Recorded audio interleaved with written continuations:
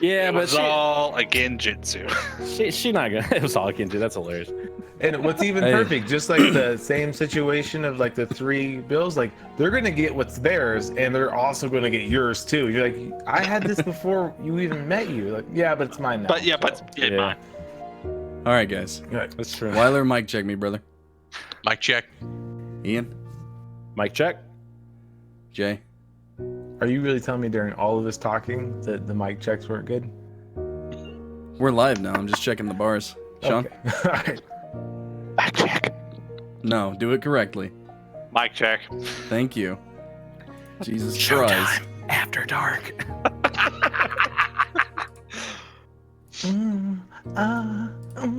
Skinamax, dog. That was a shit. Oh boy. I watched. You are shit, live who on was it? stream. Who is Hey, the girl that Ian. died? Brother, do you want to play the game? Yeah. Or do you want to get kicked off Twitch? like, what do you really want? Like, tell me. No, I was just trying to think of the girl's name. I forget her name. Anna Nicole Um, Smith. Anna Nicole Smith. Yeah, that's who it was. I watched her thing. I like how Shawn like just low key isn't saying anything. He's like, oh yeah, you talking about Anna Nicole Smith? Like Anna Nicole Smith. No, he talked about this. He talked about this before. Oh okay. Yeah. That was a good one. That was a good one. Anyway. Wyler, you really do have 2 modes. You're either laughing or you are sitting extremely still. It's amazing. Dude, like Excuse he me. sits so still. Like, What I need to do is I just need to like pick a pose, stick with it, and then as soon as Brad asks me to talk, I start moving again. We'll see how long that lasts. Poor thing. Alright, so Ian's in the correct spot, Justin's in the correct spot, Wyler's in the correct spot, Shawn's in the correct spot. Can everybody hear me? Can everybody hear music? I can Yes. and I yes, can. I hear. Yes boom. and yes. So are we ready Play some I am D&D. to play some D&D? Wyler, why I need the to get hell my did your fix in. camera unfocus? Lean Whoa. forward, Wyler. There you go. You got blurry. Yeah, you just gotta mess with it a little. So we ready? Yeah. All right then. So welcome all to Old Bones and Grim Tales. My name is Brad Sutherland, and I am the narrator and dungeon master for this campaign in Alora. Tonight we return with Chapter 5 of this grim tale titled The Night and Her Embers. As always, I am joined by my closest friends. Say hi, guys. Hey, Hi guys. Hola. So, we want to apologize for not being live with our D&D game last week. Like during the Nevada raid on Area 51, AT&T decided to go down apparently, so our boy Justin in Nevada couldn't get on, so we just played Smite instead. So, sorry about that, but we are back this week with some more Grimtale action. I do want to, word of warning to my players and viewers. The intro dialogue is a little bit long, so bear with me. So, players, are we ready? Yep. Yes. All right. Let's do it. So before we begin, let's take a look at a little bit of the story thus far. Though I do encourage you to look back at our previous episodes if you want to get really more in depth. I'd be here all day if I was trying to tell the story thus far, like thus far. But let's begin. The dark has returned to Alora. Some may pass it on as bad luck, but those in power are beginning to show their signs of fear. Creatures that have haven't surfaced since the War of the Second Age are now wandering freely about the Willow Woodlands. But the eyes of the province are now turned to the throne of the High Lord. A dark order disguised as the Church of Azaran has infested the government and placed its leader upon the seat of power. The party has come to know that this church is actually the Order of Two. A power faction that was thought to be destroyed a half-century before. Nevertheless, Desmond Brightwing sits on the throne, and the recent assassination of the Dwarf King of Dorthrock, apparently at the hands of Eximus of the Temple of Unmoving Faith, has dwarven kind pointing the finger at the throne of men, as Eximus and the other temples of Ophius have deep ties with the Council of Yardoon. All the while, another power has surfaced, one of protection old and wise known as the Dark Triangle, and through supernatural means it has reached out to the party before you here to fill its ranks. It is unknown what this means for the future, but only time will tell. And all the while, the party is haunted by the footsteps of a dark creature from Honest's past that is plaguing him and Vogar with cryptic meetings and foggy foreshadowing. The party has had skirmishes with the Order of Two, and they seem to know about the Triangle, and as we turned the page on the ending of our last chapter, things grew a bit grim. In the icy incubus, as Thala and Daraguul were expressing their feelings for one another, a shot rang out from the nearby window, a shot that would penetrate the chest of Thala as she jolted into Daraguul's arms. Thaxdrell, a member of the Order of Two, could be seen smiling from the window. But this chapter doesn't begin there. It begins 3 months into the future.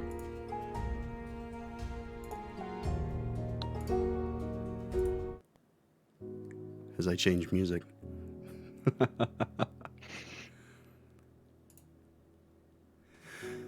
All of you stand on the street, gazing at the casket as it goes by.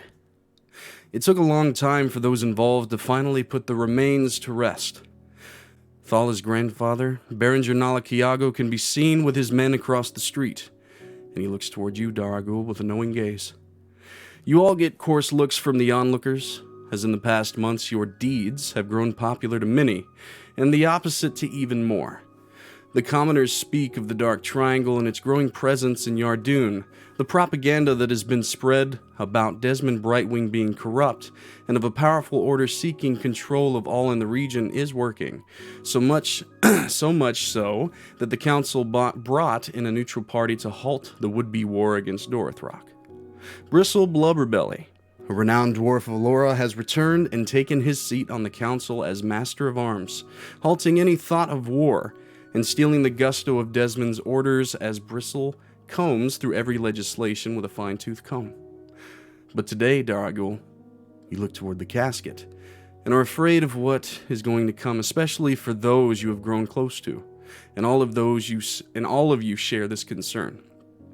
Over the past months, you have managed to kill nearly a dozen of the low-ranking members of the Order of Two that have essentially infiltrated businesses and seats of power in the region. Bristle turns a blind eye to the conflict of the Triangle and the Order of Two for reasons you're not sure of yet. Recruitment is underway in full, but you're still a limited power in the realm. This all started, as you all know, but 3 months ago. The event that sparked this coming together to form a united front, to form what you may even call a family. Now the casket begins to fall out of view. In Daraguul, you take another look at Berenger, who nods gruffly in your direction and then retreats from the streets.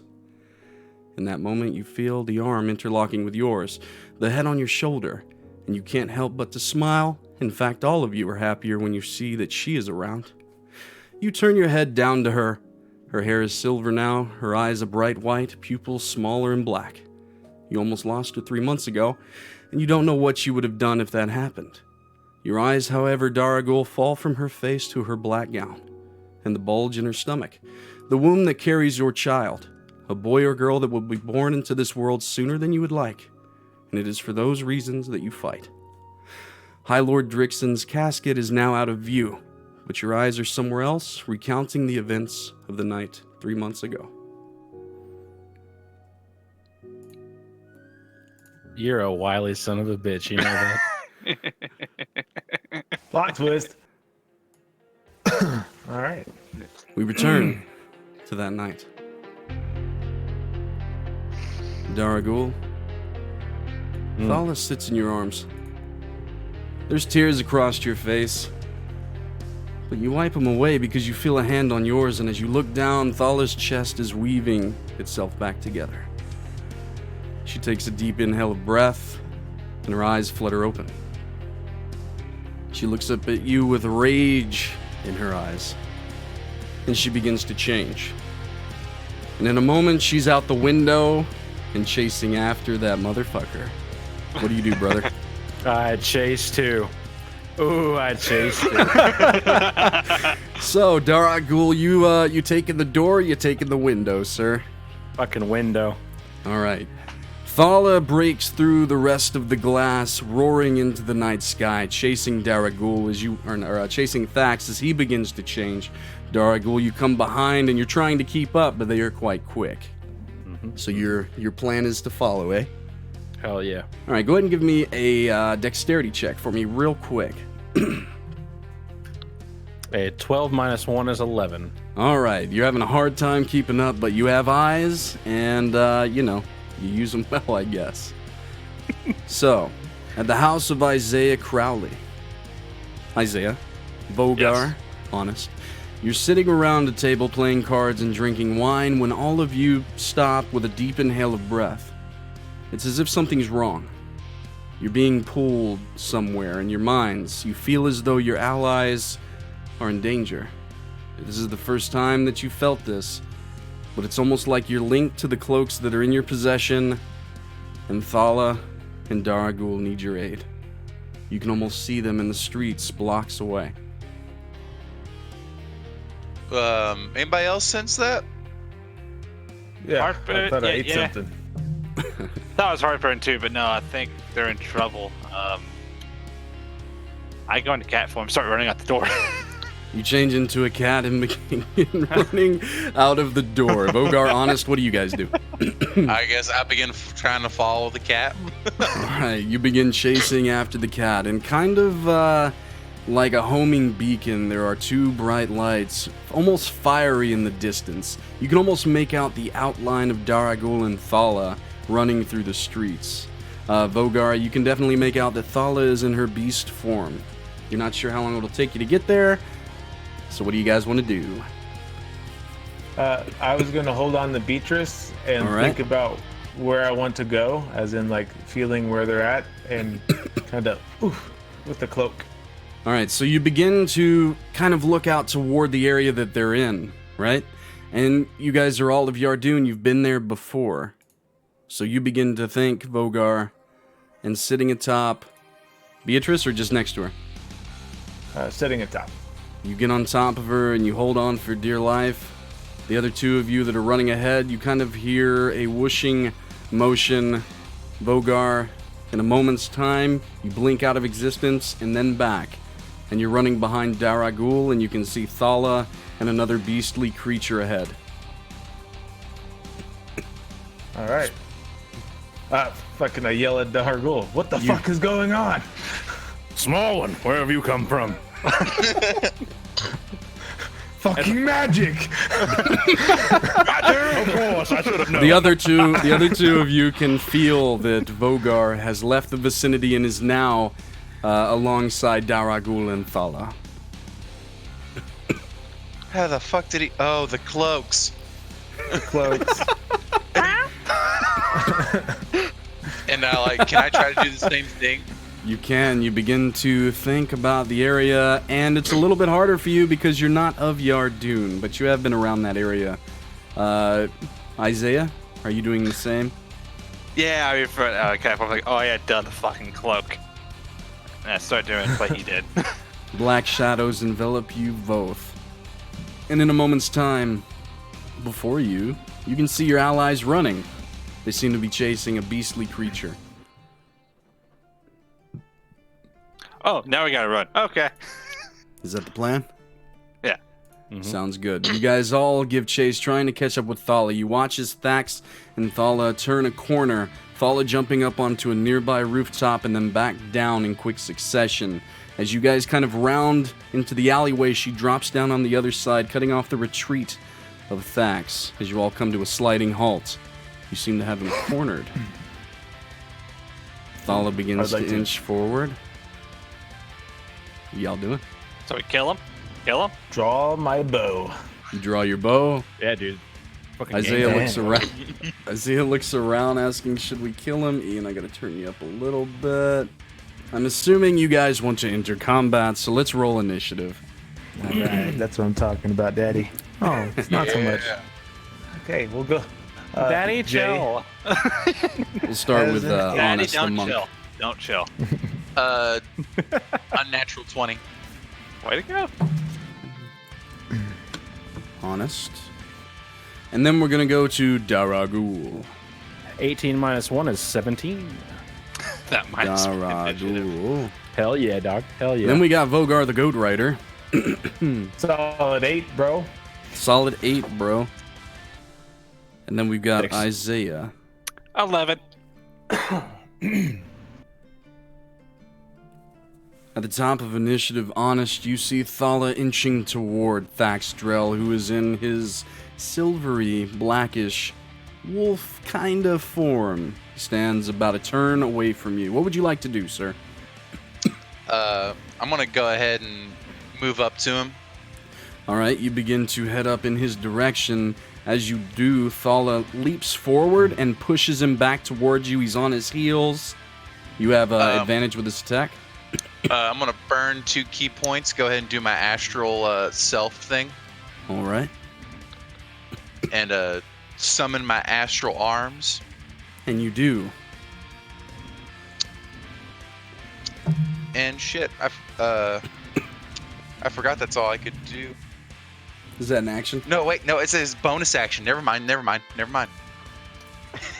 It's been a while since I've looked at this character sheet. Forgive me. All right, so Honest runs forward, spectral arms growing from his sides, And I'm gonna make an attack. and you're going to make an attack. All right. Excuse me.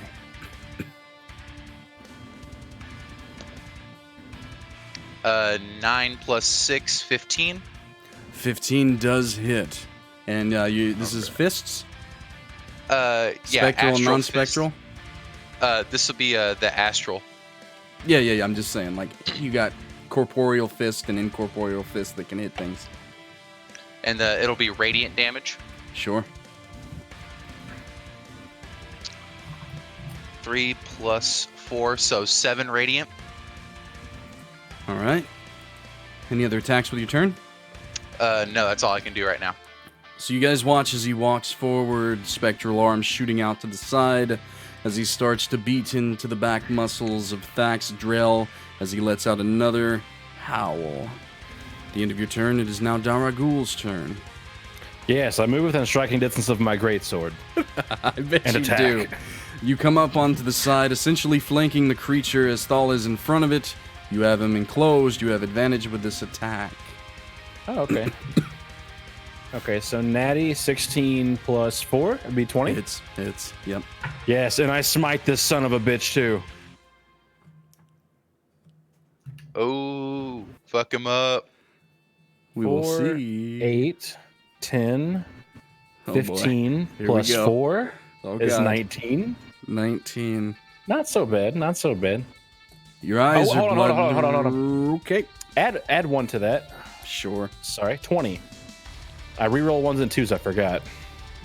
So your blood rage at the events that have transpired, you calmly almost walk up to the side, drawing your double-edged greatsword and coming down on Thax with it. He sidesteps enough not to be beheaded, but the gash is long and deep, though he does seem to be regenerating just like Thala does.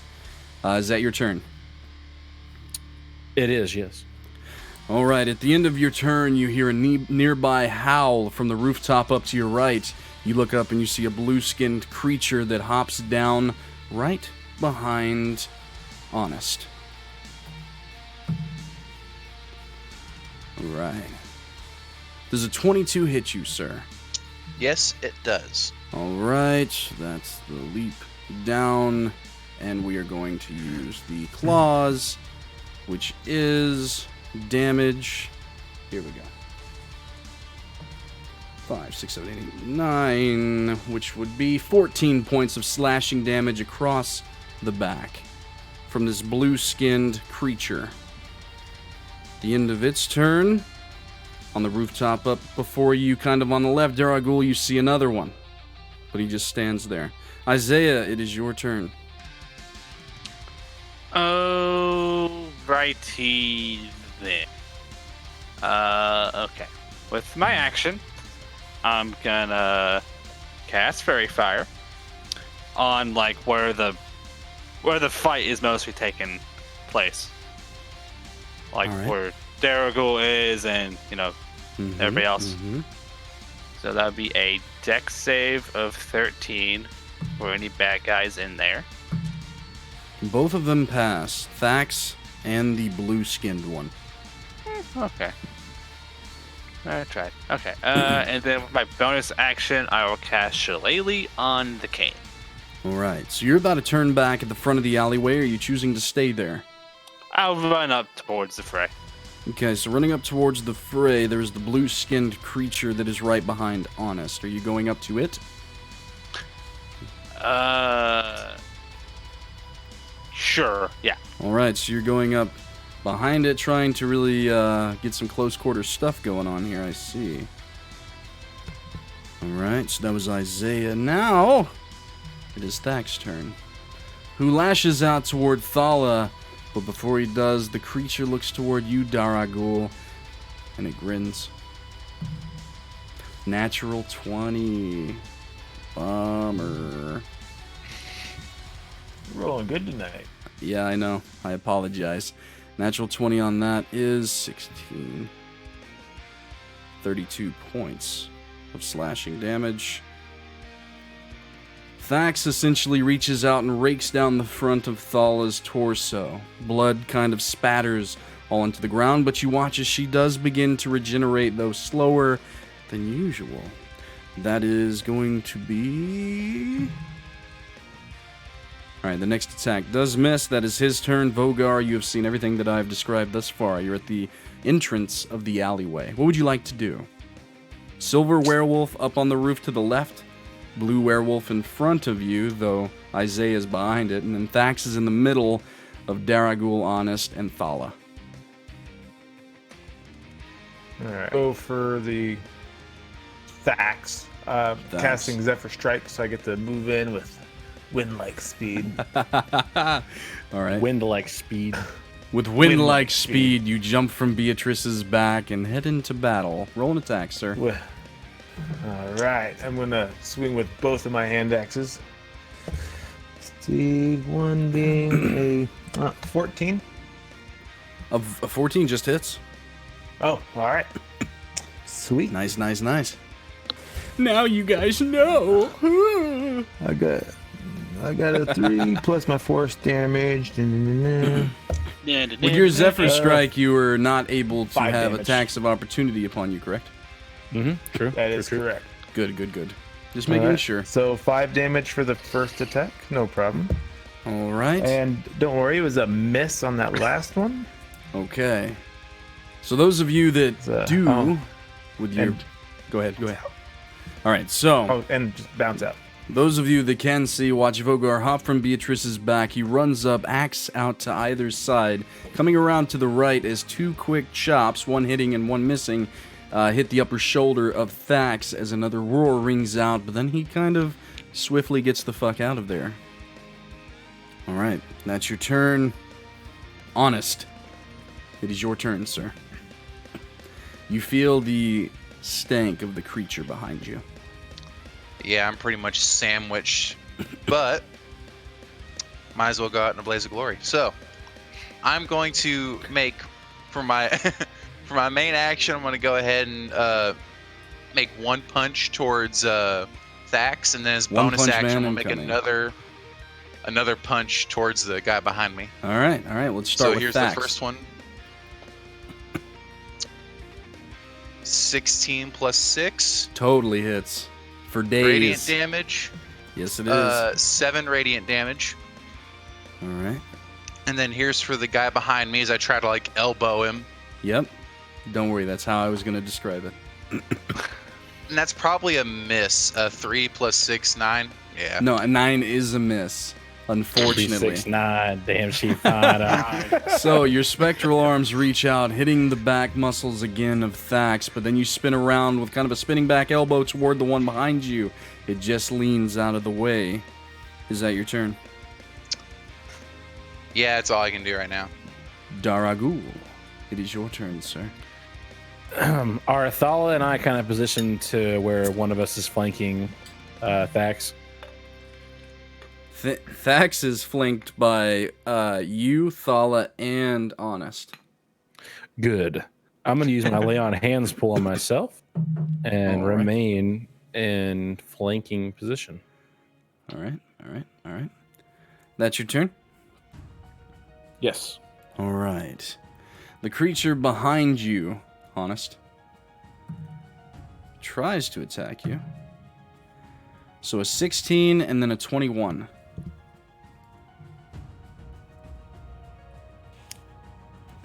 I'm gonna... Does that hit? Sorry, 21 hits. Does the 16 miss? Yes. Awesome. So the second claw does land. And I rolled a lot lower this time. 4, 5, 6, 7, 8, 9. 10 points of slashing damage. It is just raking into your back at this point, man. It is raking in there. Woo! All right, so now, those of you that you see this Vogar, the rest of these guys are kind of interlocked, and you too, Isaiah, in melee combat with these creatures, but the one that is on top of the roof, he begins to change into a man that you've never seen before, and he kind of puts his hand forward down toward the fight. You watch his black strands of energy comb down, envelop Thax, and then the blue creature behind him. Isaiah, it is your turn. Okay then. I'm gonna whack the one in front of me with my cane. Yeah. All right. I dig it. 11 An 11 on the one in front of you. misses. No, it doesn't. A 9 shit. missed, but a 10 or above hits. Hey, so that's a date. You had advantage on this, by the way, too. Oh, okay. This is a big old same. flanky mess. Like it really is when you think about it. Yeah. So that's for 8 damage. And then Alright. bonus action, healing word. Alright. Healing spirit Okay. on top of honest. On top of honest. All right. Very Right. cool. Does he have to begin his turn there, or does it instantly proc? Until the spell ends by the creature. You can let me know in a First time. moment. Enters the space first time or starts his turn in it. Is it Okay. specify that just a creature or a friendly creature? Whether you or a creature you can see. Okay, so you can choose, is what I'm saying. Yeah. Cool. Yeah. Cool. Is that the end of your turn? And actually, I have moved. Can I move it on the? Yeah. Okay. So how I'll do it is I'll put it to the left of him and move it over. Okay. If you do that, it will roll over Daraguul and him. Oh, And yes. honest. You can hit it at an angle and bring it down. This is a small alleyway. You Okay, guys yeah, are I'll do literally on both. top of each Yeah. other fighting. Yeah, I'll do both Daraguul and honest. Okay. So you bring it down, then you Oh, pull it back. bless me, So, baby. Take that D6. those that could see, Yeah. watches the blue glow of Isaiah's necklace begins to shine bright. A rain of, well, how would you like it to be seen, Isaiah? Let's do blue, like a deep blue rain. All right. A deep blue, rainy mist begins to fall on Daraguul and Honest. And if that is your turn, it is now Thax's turn, who turns toward you, Daraguul. What? How much does that heal for? Is it you said 1d6 or? 1d6. So Was it you on can their roll turn for or it, no? If I moved it on them, it'll be when I move it Does on it proc as soon as it hits somebody? That's all I'm asking. I think you may have answered me a minute ago, but I was thinking about combat. I just need a yes or a no. when it moves to the space the first time, or they start the turn on it. So, as it moves over him. Sure, go ahead and roll the dice 6 then. Okay. Honest, you too. Yeah, you too. You guys roll your own health. Thank you. Now it is Thank's turn, who turns toward Daraguul. Does a 21 hit you? Yes. Does a 19 hit you? Yes. All right. 1, 7. Oh boy. 24 points of slashing damage as Thax turns and rakes down the front of your chest, sir. Kind of getting in between the armor and drawing blood. It didn't feel good. It did not feel good. But that is his turn, and Vogar, you're up, sir. All right, explain to me these. How high are these roofs? Are they pretty easily to we climbed upon? I would say, with all the windows, nooks, and crannies, and the fact that you're in an alleyway, and this is a more advanced city, and they do have the fire escapes, yeah, it would be pretty easy for you to climb up.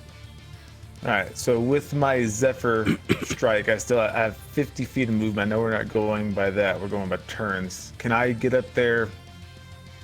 Can you get up there this to turn? The guy on the roof? Yeah. Stealthily. Roll for me a dex check. Stealth check.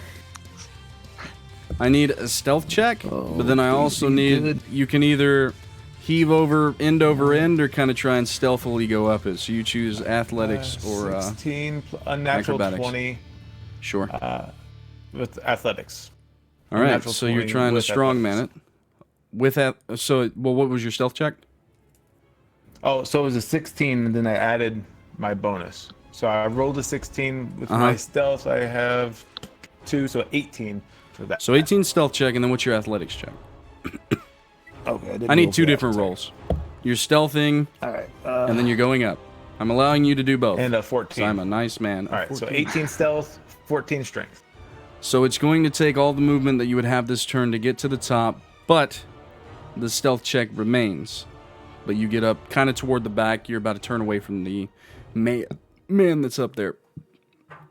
But you think that you're hidden. Copy that. You think that he didn't see you. He seems very interested in what's going on below. All right, so that's your turn. Honest, it is your turn. All right, so I roll that d6 again. Because it's on top. And it ended You're on you. starting so your yeah. turn in it, so yeah. All right, so that's You act like you need health or something. JKs. So I'm back at what I was when I started the last turn. But same thing. I'm gonna Yep, I got you. Go ahead and roll your attacks. one in the front, one in the back. Ooh, that's dirty. 12 plus 6, 18. Hits. Go ahead and roll damage on Thax. So 6 radiant damage, and then the one in the back. 7 plus 6, 13. Just misses. Hits.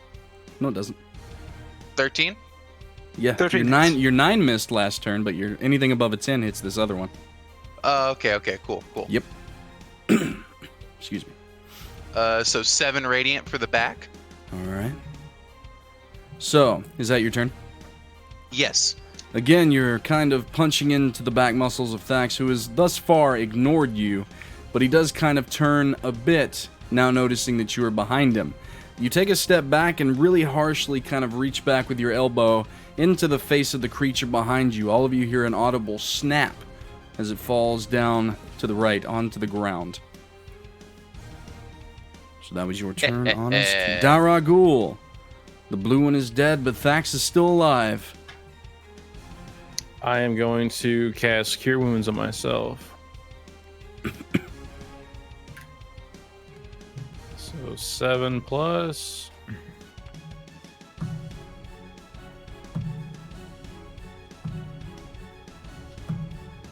Spell modifier. So 3. 10. Okay.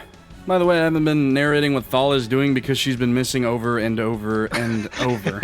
Just so you guys know, I do apologize for not pointing that out there. So that's your turn. You're just healing? Yep. All right.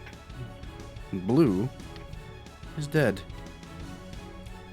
So, the man up on the rooftop points his head to the right and then the left and takes a couple steps back, going out of view of those that are fighting in the alley. Isaiah. Okay. I'm gonna go up to this Thax fucker. Mm-hmm. You Try to step whack over it. the creature, going over to the right, Yeah, essentially sorry. entrapping Thax. Gonna try to whack him with my stick. Ooh, 19 That's plus provocative. 5. That hits. Alright, date. Ooh, 8 plus 3. That's 11. And then with my bonus action, gonna move the healing spirit over to Daraguul. All right. You have enough to So- bounce it between Daraguul and Honest. I'll do that one time. Yeah. Just so they both get a d6. And then I'll There leave you it go. on Daraguul as All my right. turn ends. That is your turn. It is now Thak's turn. Do we go ahead and roll that healing as it washes Yeah. over, or is it okay? Yeah. I rolled a 3. Does a 16 hit you, Honest? No, you it does muted not. yourself. No, okay, cool. I bet you a 9 doesn't hit you either. All right. Thax is literally just kind of flailing about between you guys, lashing out wildly, but you guys keep backstepping. He looks kind of a little worse for wear, maybe even slightly afraid. Vogar, you're up on the rooftop. The man is taken about 15 feet back, and he stands there in the middle, arms crossed. Getting a good look at him now with the moonlight, he's wearing plate armor. That kind of similar to what kind of the same style of armor that Daraguul wears, and kind of hanging in front is this amulet-looking thing. And he's about 15 feet away from the rooftop edge now. Yeah, he's in the middle, and he's just standing there. Every now and again, he turns his head to the left or the right, but he's just standing there. He looks very calm, oddly so. He's got like shoulder-length All right. blonde hair. He's wearing a cape, plate armor, amulet out front. Well, originally I was going to try to push him off the roof, but since you've now took that away from me, going to continue with my Zephyr Strike. All right, you going after him? Yeah. All right, I dig it. You can roll with advantage. His ass. Roll advantage with both of them, or just the first one, since it's technically the second one. Right? You can go ahead and roll your first attack with advantage, and let's see what happens. 18 plus 4, so 22. With a 22, you rush forward, axe out, and as you slide it toward him, his hand jolts out to the side, grabbing your wrist. You still have another action. The 22 did not hit. Attack again. Nice. With the second one, you come in kind of at an angle to the side. Well, I'm rolling an 18 plus 4 again, so it's against 22, so it's a miss. And again, comes out to the side. His other hand reaches out and grabs your other wrist. But it was Zephyr Strike. Would you like to try and get away? Absolutely. Just roll for me an athletics check. You can do athletics or acrobatics, either or. Athletics is higher. And you have advantage on it because of Zephyr 19 Strike. instead of an 18. All right, with that, Well, you kind let's see of if I get a net 20. Hold on. go right ahead. No, okay. Oh, no, 12. So You go we'll out with the 19. left arm caught. You go out with the right arm caught. You look at him. You look down. You kick him in the nuts as hard as you can. Oof, and he lets go, and you just take off, running back toward the corner of the That's building. great. Is that your That's turn? great. Absolutely. Honest. That'll do. Yes. That'll do. That'll do. That'll do. Another 2 strikes against this guy. All right. Advantage on these. You guys haven't fully flanked. 15. You're maneuvering well enough with one another that you can get enough space to get off your attacks with advantage. First attack, 15 plus 6. Yeah. 5 radiant damage. All right. And then here's the second attack. 14 plus 6. 6 radiant damage. 6, Jesus. All right, again, your onslaught going against him. Daraguul. I'm going to attack. Don't forget the heal. Oh, that's right. That is 5. And then you said with advantage, correct, Fred? Yes.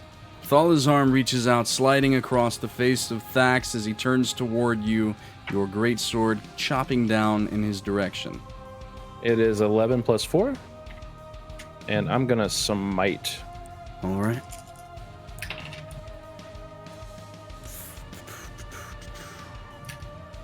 Okay, so it is 15 and 5 is 20, plus 5 is 25, plus 4 is 29. And as he turns toward you, falling to one knee, looking up at you, changing back into his Goliath form, How do you finish the beast? Oh, awesome! So I spear him with the sword, right, and he falls to his knees, and then I walk up to him and I go, "I told you I would crush your face betwixt my hands," and then I take my hands and I begin to crush his face between them. Give me a strength check with advantage just for funsies here. Yeah. He drops down just enough for your greatsword to penetrate through his chest. It's trying to regenerate, but slowly your hands come out, thumbs into the eye sockets, pushing in as hard as you can. A natty 14 plus 4 is 18. And as you all begin to hear those audible cracks, even you up on the rooftop, Vogar, you really hope that's not one of your friends that is screaming like that. But after a few seconds, he goes silent. With that, you all hear a clapping from the rooftop. Vogar, you watch as the man turns and begins to walk the other direction toward the backside of the building. Well, I would still like to follow from a distance. What's Vogar? So, you guys do notice that Vogar is not to be seen, and Beatrice is kind of looking up toward the rooftop, kind of gesturing in that direction. Thala noticing it, she jumps on high. You do see Thala jump onto the top of the building. The man gets to the edge and then turns, hearing it. And Thala takes a hesitant step back. What do you do? I'll try to jump up onto the roof. You're going up toward the roof, sure. Do I have to make a check for that? We're out of initiative. Or... Oh, okay. You're climbing the roof. I'm asking Vogar, what are you doing in this moment? Oh, what do I do? Yes. I Everyone, would but like yeah, to- you're up there, so I'm just curious. Well, knowing the fact that I literally swung at him twice, which knowing me should have been an actual, so I'm still kind of dumbfounded. I'd like to roll an insight check on why Thala took a step back, kind of like meaning wise. Does that make sense? Sure, yeah, I get it. You're rolling in... I want to kind of observe the situation at the moment. 16 plus 2. Fear. She took a step back. She's afraid. Even through her beast form, you can sense the fear. Interesting. Do you do anything, or do you stay fast? I am currently holding. All right. Wyler, or Honest, you begin to climb up. Isaiah, Daraguul, are you following suit, or are you staying? I stay by Thala. Okay. With So Thala's up top. she jumped up there, so you following? Mm-hmm. As she jumps up, it's enough to kind of hit that metal ladder, come pouring down. Isaiah, Daraguul, you begin heading up. Honest, you're making your way up quick because you're a monk and all agile and stuff like that. As you all get to the rooftop, this man, whoever he is, he's waited for all of you to gather above. Daraguul, you know this man. He is that of Desmond Brightwing. And he smiles in your direction. He begins to change. Not into a creature like you've seen prior, but into that of a winged black beast that begins to spread its wings out wide, almost like think of like a bat, but much bigger and much more feral. He turns and he starts to fly away from the building. Do any of you do anything while he is changing and he turns? Yes. How far are you going to allow this cloak popping up wherever you want it to? You, as long as you know, if you have been to the place, you can get there. What You have about to have if been I to can it. see the place? That counts, right? Kind of counts. It's in your memory. So if I like see You're myself well, you on see him. top of him, You can try. You can like definitely on his try. back, as he's turning into that bat creature. Sure. He takes flight. Okay, Gets a little bit away. What would you like to do? I might die. Okay. Well, I kind of want to poof on his back and just fucking keep axing that motherfucker. Small one, what have you done? You all feel Vogar's presence leave for a moment, but then reappear right above that of Desmond Brightwing in this bat-like form. You drop onto the back of the creature as it shrieks. Axe is out. Go ahead and roll attacks with advantage. And this is because you're kind of falling. The axes are coming down. Once you actually get on them, we're going to have to roll some checks to see if you maintain. It's only 11. 25 is what you're looking for. Well, it's an... How the fuck? See, this is why I don't like armor class. I'm missing. You're also tangling with one of the big boss NPCs of the game.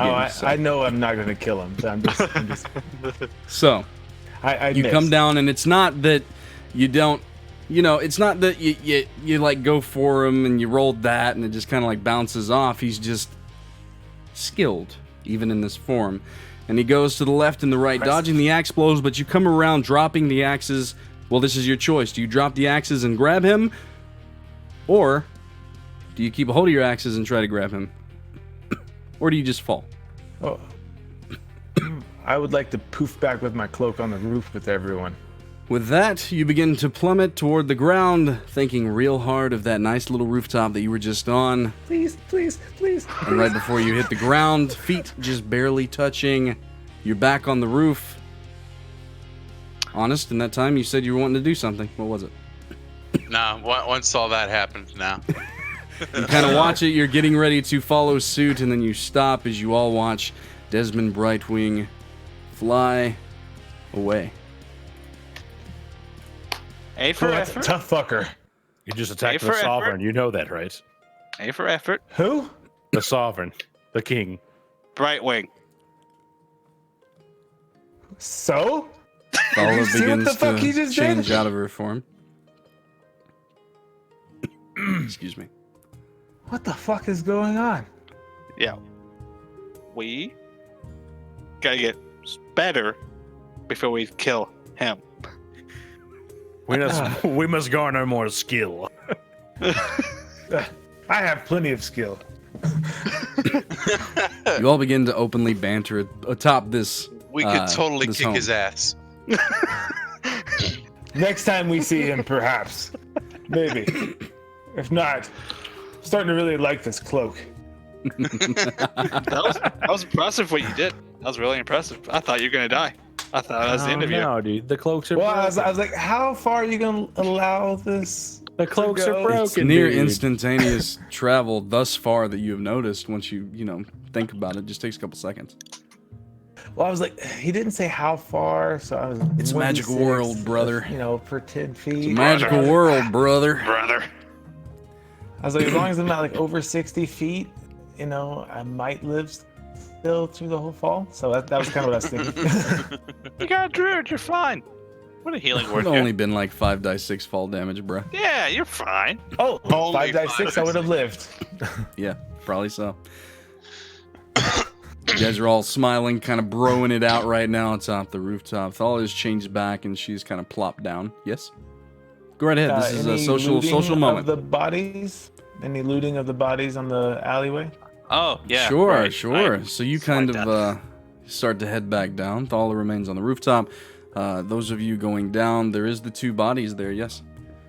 Excuse me. I'm going to tend to Thala. You head over in that direction. We'll get to that in just a moment. Give me an investigation check with advantage. Wyler, Yeah, do you go down too? Or do you stay up top? Excuse me. Seeing Daraguul with Thala, I go down. All right. Yeah. I'm like, You guys, wait are- for me. Bro time. Yeah. Oh, bro I don't time. want to. You don't. It's not like that, man. It's not like that. You could stay up here with us. It's cool. Like, no. I'm going down. Going down. All right. And I aid with them in the advantage. searching of the bodies. 15. A 15. All right. So first and foremost, I you have a- I go have for a the plus coin 0. purse on the sides of these men, a Goliath and a human man. They've reverted back to their forms. There's chain. They both have coin pouches. You grab them. Both of them were, so Thax in particular, he was carrying kind of a large club-like weapon. The other man was carrying a long sword and shield. Whenever they reverted back, their items were there. Digging into their pockets, you find on both of them a holy symbol. Those of you that are familiar with Azarand, you kind of instantly, you get it. It's the two-faced coin. It's not hard to figure out. That was with advantage, you got a 15? Yeah. The other one was a Okay. 3, so. Reaching around in Thax's pockets, which are many, you don't find really anything else of interest other than it's a kind of think of like a marble, but like 4 times as big. You kind of pull that out. It's a glass marble of some kind. It's kind of blue-green swirl. Ooh. Put that in my pouch. Put it in your pouch. Do you guys want the quick number on the gold that's in there? Yeah, sure, why not? Between the two, right around 79 gold pieces. Each of them had a nice dagger on them as well. If you guys are interested in such things. They're very nice, fine. I'll take some daggers. Oh. Alright. So that is what you find. Atop the roof, Thala gets to her feet. Daraguul, as you approach. Mm-hmm. Thala. How... And, like, gesture to, like, where the wound would have been from the gun. Curse? They work so fast. Like I said, it's a curse. But you have to do a lot more to kill me. We got the right bastard. Well, Desmond was here to see it. She looks distraught. Upset, angry. What plagues your mind, Thala?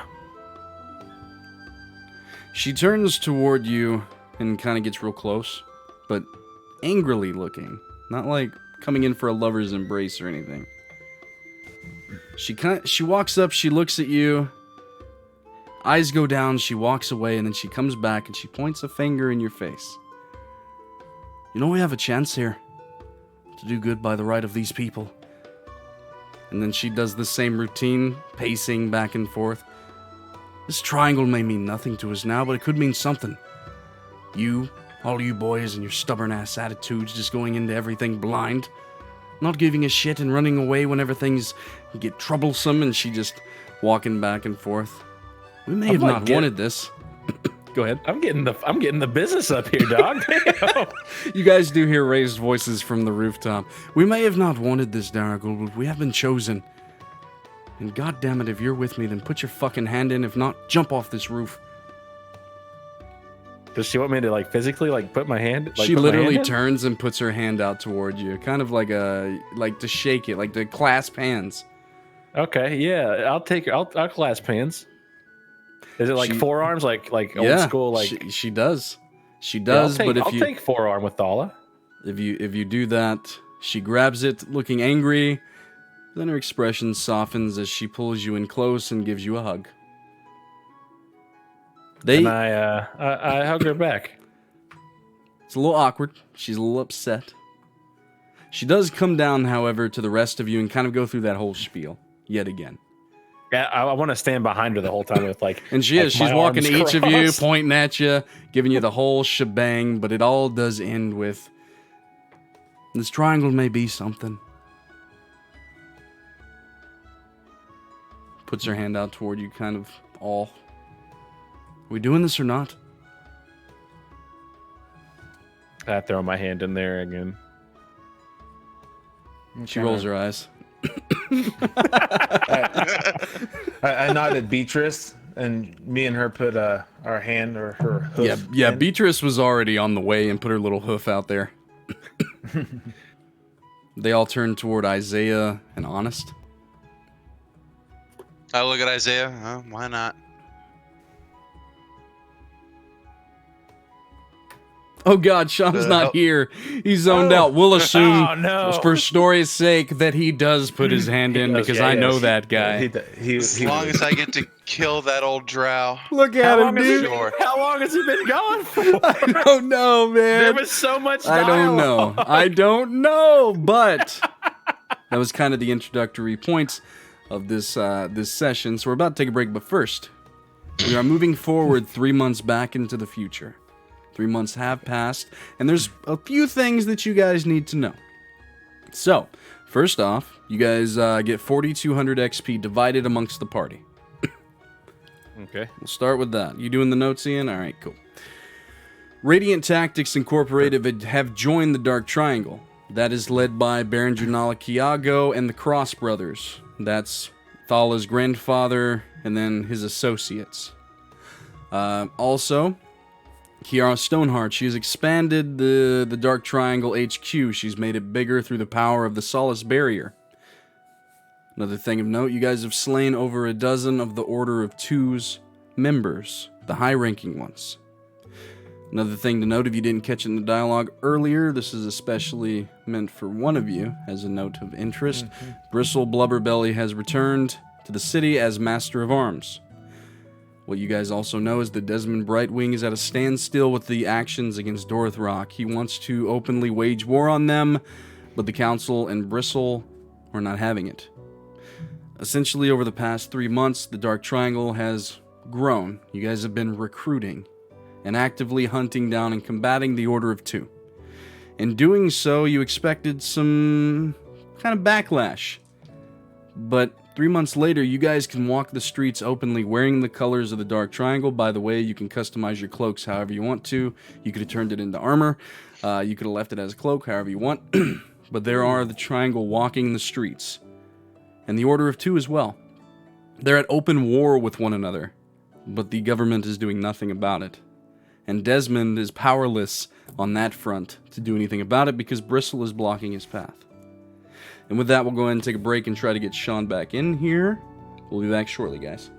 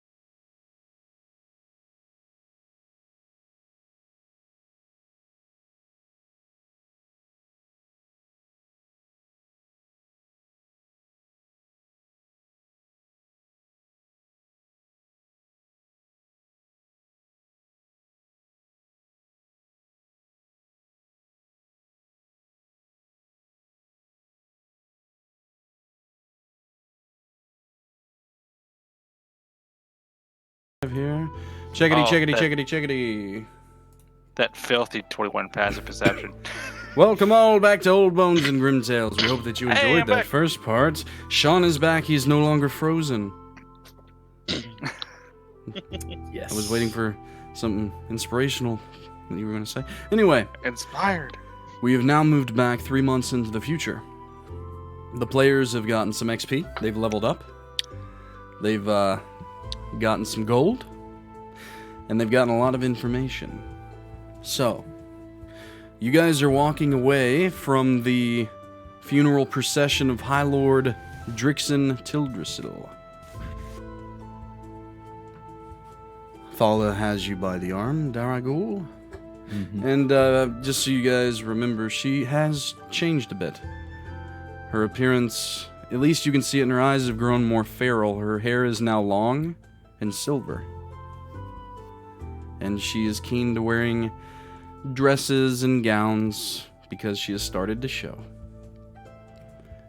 As you guys are walking, she does turn toward you, Daraguul. We got something to talk to you about with the rest of them and Kiara later. Just meet us back at HQ, alright? Of course. Well, go lie down, she says as she kind of gives you a peck on the cheek, walks into a nearby alleyway, and then poofs into black smoke. The rest of you are in the city of Yardoon. What would we like to do, guys? Now I have to say, these 3 months have been, a great stress reliever. Well, that's awesome. I'm glad you feel that way. I must say, I don't feel the urge to kill so often now that, you know, I'm preparing for other things. Beatrice is with you, by the way, Mr. Vogar. Of course she is. Could I say I've turned my my cloak into like a cotton vest? Sure. Describe it however you would like. Not Kind a of like problem.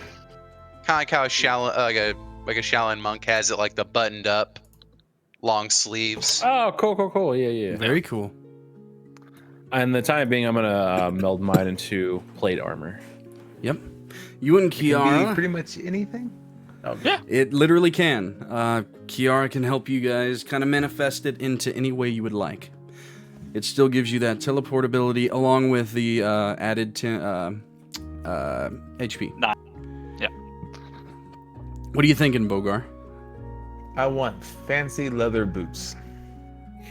The fanciest of leather boots. Like what, like gator skin boots or something? Yes. Damn straight, bro.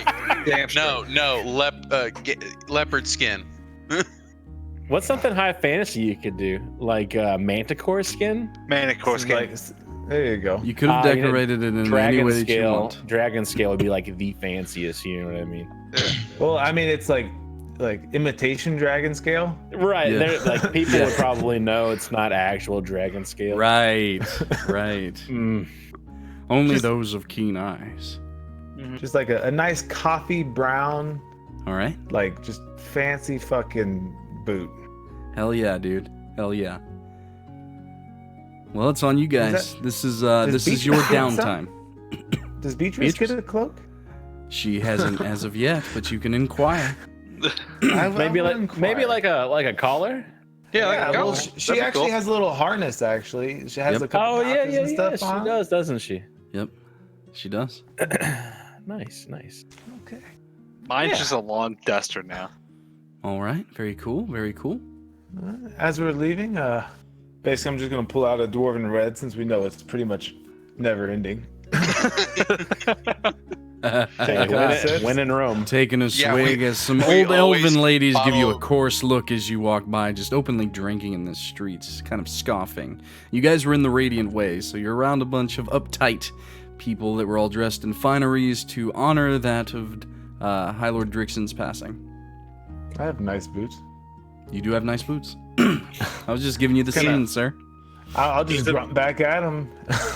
He's Vogar. emotional. He's drinking away his pain. It's okay. Nice boots. Wanna fuck? I give him like a wink. They hear it and I begin to believe- walk away quickly. I just kind of like I giggle and I'll pass you the dwarven red. Hell yeah. And I slid out of the dwarven red too. Yep. So, No, we still can't have fun.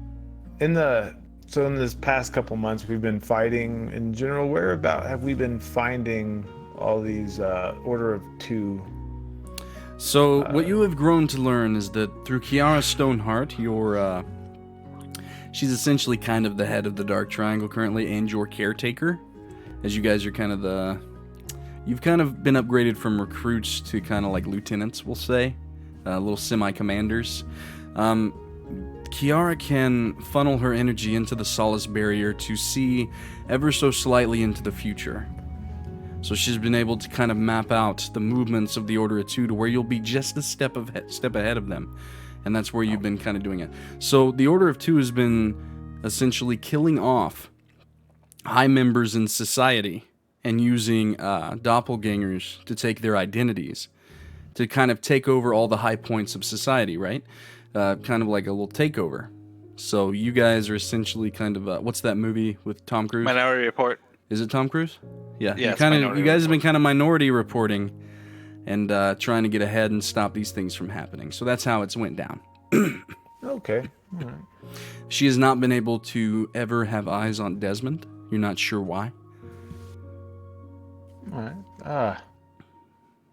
I don't know about you guys, but I've been in the urge to catch a couple of these Order 2 guys on fire. Okay. Kill him with fire. I like fire. I prefer a little bit more brutality, but fire's always a nice step. Isaiah, you ever came across any alchemist fire around? You may have, I'm sir. sure there's a shop in. Boom, gets I would like to- revived. So I would like to recall. Right, the flask. you automatically think of in the Market Square in the Marauders District, Yeah. Melissa's Magical Merriment, an alchemist shop. I might need to swing by and give Melissa a visit. She's the alchemist in the city. We shall do that. You guys want to do anything in this uptight area? Because it just has like some more snooty people are probably walking by. There are hundreds that have gathered for the funeral procession, so a lot of snooty people around. Well, it is a funeral. You can't. No, I'm sorry. It doesn't excuse the right to be uppity. Thank you, Two Silver. Thank you for your wisdom. Wise words indeed.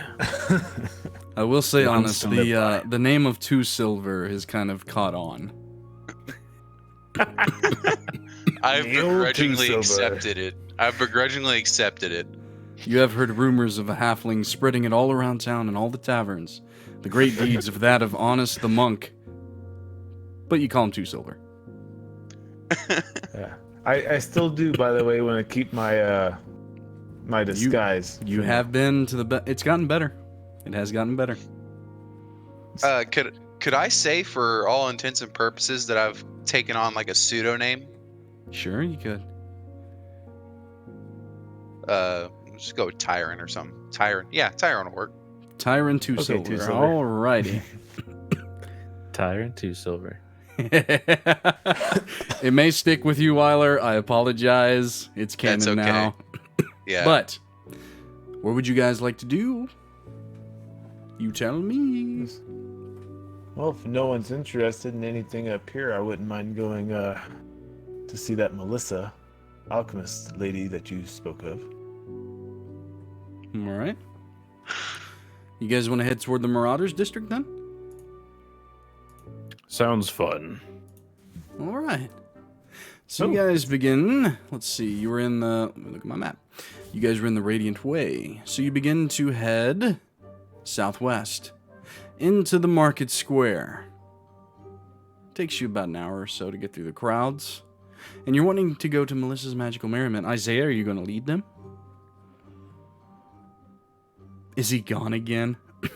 All right. No. Isaiah's walking with you, but he's guiding you. Very well, by the way. It psychs me out, dude, every time. It's okay. He'll come back when he comes back. He's on his way. He's on his way. All right. Oh, God, he left. Now the camera's all fucked. Apologies for those that are watching. We're going to press through. So, he begins to guide you into the market square. You see several shops, but he guides you to one in particular that's kind of sandwiched between two buildings. It's small and purple, one story, and very long. Okay. Little sign out front does read Melissa's Magical Merriment. I'd like to walk on in. You begin to walk forward. You push open the door, and the bell rings. This shop is abnormally long when you enter. You essentially walk through the front, and you can see the back, but all of a sudden it's like it runs away from you. Almost 100 feet or so. The place stinks of all manner of incense and candles, things that should not be all lit at the same time. At the very end, you can just make out a small gnome woman sitting on a desk. Excuse me, are you Melissa? I'm like yelling out. You yell and it echoes throughout the store. Rows and rows of different kind of, like I said, incense, candles, alchemical things, items, books, tomes, pencil and fine paper. And you yell and it's like, are you Melissa? Melissa, Melissa. She waves. I think that's her. But she might not be able to hear you. Maybe we need to go up closer. Are you acting out you're looking? Oh, I think he's talking. Is your mic dead? No, I muted it. Okay, you're good. You're good. Good night, baby. I love Oh, kid on stream. Hey! Cuteness. Hey! Good night from all of us here. They're really pretty, baby. I love you. Oh, That's why I muted. Sorry. that's so sweet. A little girl walks by, leaving the shop. You give her a couple coins and tell her to have a great Yeah. No, I day. don't. No, I don't. No, I don't. She's a cutie patootie, Jay. Oh, thank you. She looks nothing like. She kind I of would does, like but to that's a go- discussion for another day. Again, apologies for the Go, cameras being all wonky. Whenever Shawn gets back, it'll be fixed. I do apologize. Now, she's across the way. You can kind of make out a low hi. I kind of like make my way a little bit closer. Like, do you have any alchemist fire? So you're walking forward. Have you ever watched Fun with is it Fun with Dick and Jane? What is it with Jim Carrey? Yeah, Fun with Dick and where, Jane, yeah. the scene in the beginning where he's walking across, trying to shake the guy's hand, but it takes forever. That kind of motherfucker. Ian, you're a dick. You know that. So you're like, hey, do you have alchemical? What'd you say? Alchemical fire? Is that what you're looking for? Alchemist fire. Alchemist fire. You're walking, and eventually, after quite a lot of walking, you do manage to get to the desk that she is standing upon. Hi. Kind of winded at this point. Yes. Yeah. I was asking, do you have any alchemist fire? Yeah, it's on aisle 37. Oh, She kind of says goodness. dazedly. Where's aisle 37? Can I tell just with my passive perception? They're numbered, she says. Okay. What else do you offer here? Lots of things. It looks. I can What are you tell. into? She kind of jumps down, gets real close, because she's kind of on your level, maybe a little bit shorter, but she says, what are you into? Oh, all sorts of things. Oh. I like it. I like it. She takes a step back, walking across the desk, coming up on stairs or something on the other side, maybe a chair, but she seems to go up a couple inches each time like she's walking upstairs. She gets to the top and stops. And she lays down a flute on the table, several scrolls, a maul of all things that she kind of has to drag up from the side, and then some kind of odd-looking black root. Daraguul, are you there? Yeah. Yeah, you recognize that root. You've never seen someone so openly set it out for all to see. I'm probably struggling with addiction at this point, right? Like trying Depends. to quit 'cause I'm going to let you decide. Have you been trying not to do it, or have you been giving in? Yeah, dude. I mean, if I'm gonna become a father, I can't be fucking strung out on Devil's Root all the fucking time. You know what I'm saying? So you've been going through So I'm like, a bit yeah, of I'm withdrawal. gonna be battling addiction here. I think that's what the move's gonna be. All right. So you see it, and your gums begin to just burn. You want it. You want it bad. I fucking want it. But you do, Vogar, see several scrolls, a maul, some kind of instrument, and that of a flute, and Devil's Root. Can you explain some of these items? Sure. She says, and she kind of gets real close to the flute. Are you a bard? Oh, no. Oh. And she looks around. Are any of you a bard? I can't say that I am, no. I'm more And of a painter. She slides it off the back, and it clanks onto the ground. But then she moves over to a scroll. Do you want to see into the future?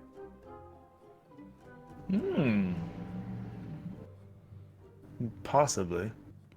She slides the scroll kind of forward. Then she slides to the next scroll. Do you like illusions? Intriguing. She slides it Look at- forward. She goes to the next one. Do you fight a lot? I do. We've been known to dabble. Inches it forward, and then she goes to the mall and looks at you, Daraguul. Do you like it? I inspect it. It's a mall. Kind of just like more or less like a rough-looking club, but we'll call it a mall. It's quite large. Fine. And then she kind of just slides it as it clanks to the back. And then she goes to the Devil's Root. Are any of you drug addicts? She takes a good look at each of you in turn. Nudge. Yeah, we go, no. Her No, eyes no. do lock with you, Daraguul, for a moment. She No. shrugs. She shrugs and slides it as it hits the ground. But then she comes back to the first. So you want to see into the future. Hi, Shawn. Possibly. We're role playing, bud. Yeah, we're shopping. We're at, You're in Melissa's Magical Merriment. The shop got really big when they walked in. They're looking for fire, but now they're looking at other things. She's pretty weird thus far. Now you're caught up. Alrighty then. And then Explain to the seeing into the future with this it's not- piece of paper. it's not really how this one works. This is a scroll of clairvoyance. This is a scroll of programmed illusion, and this a scroll of true strike. Oh,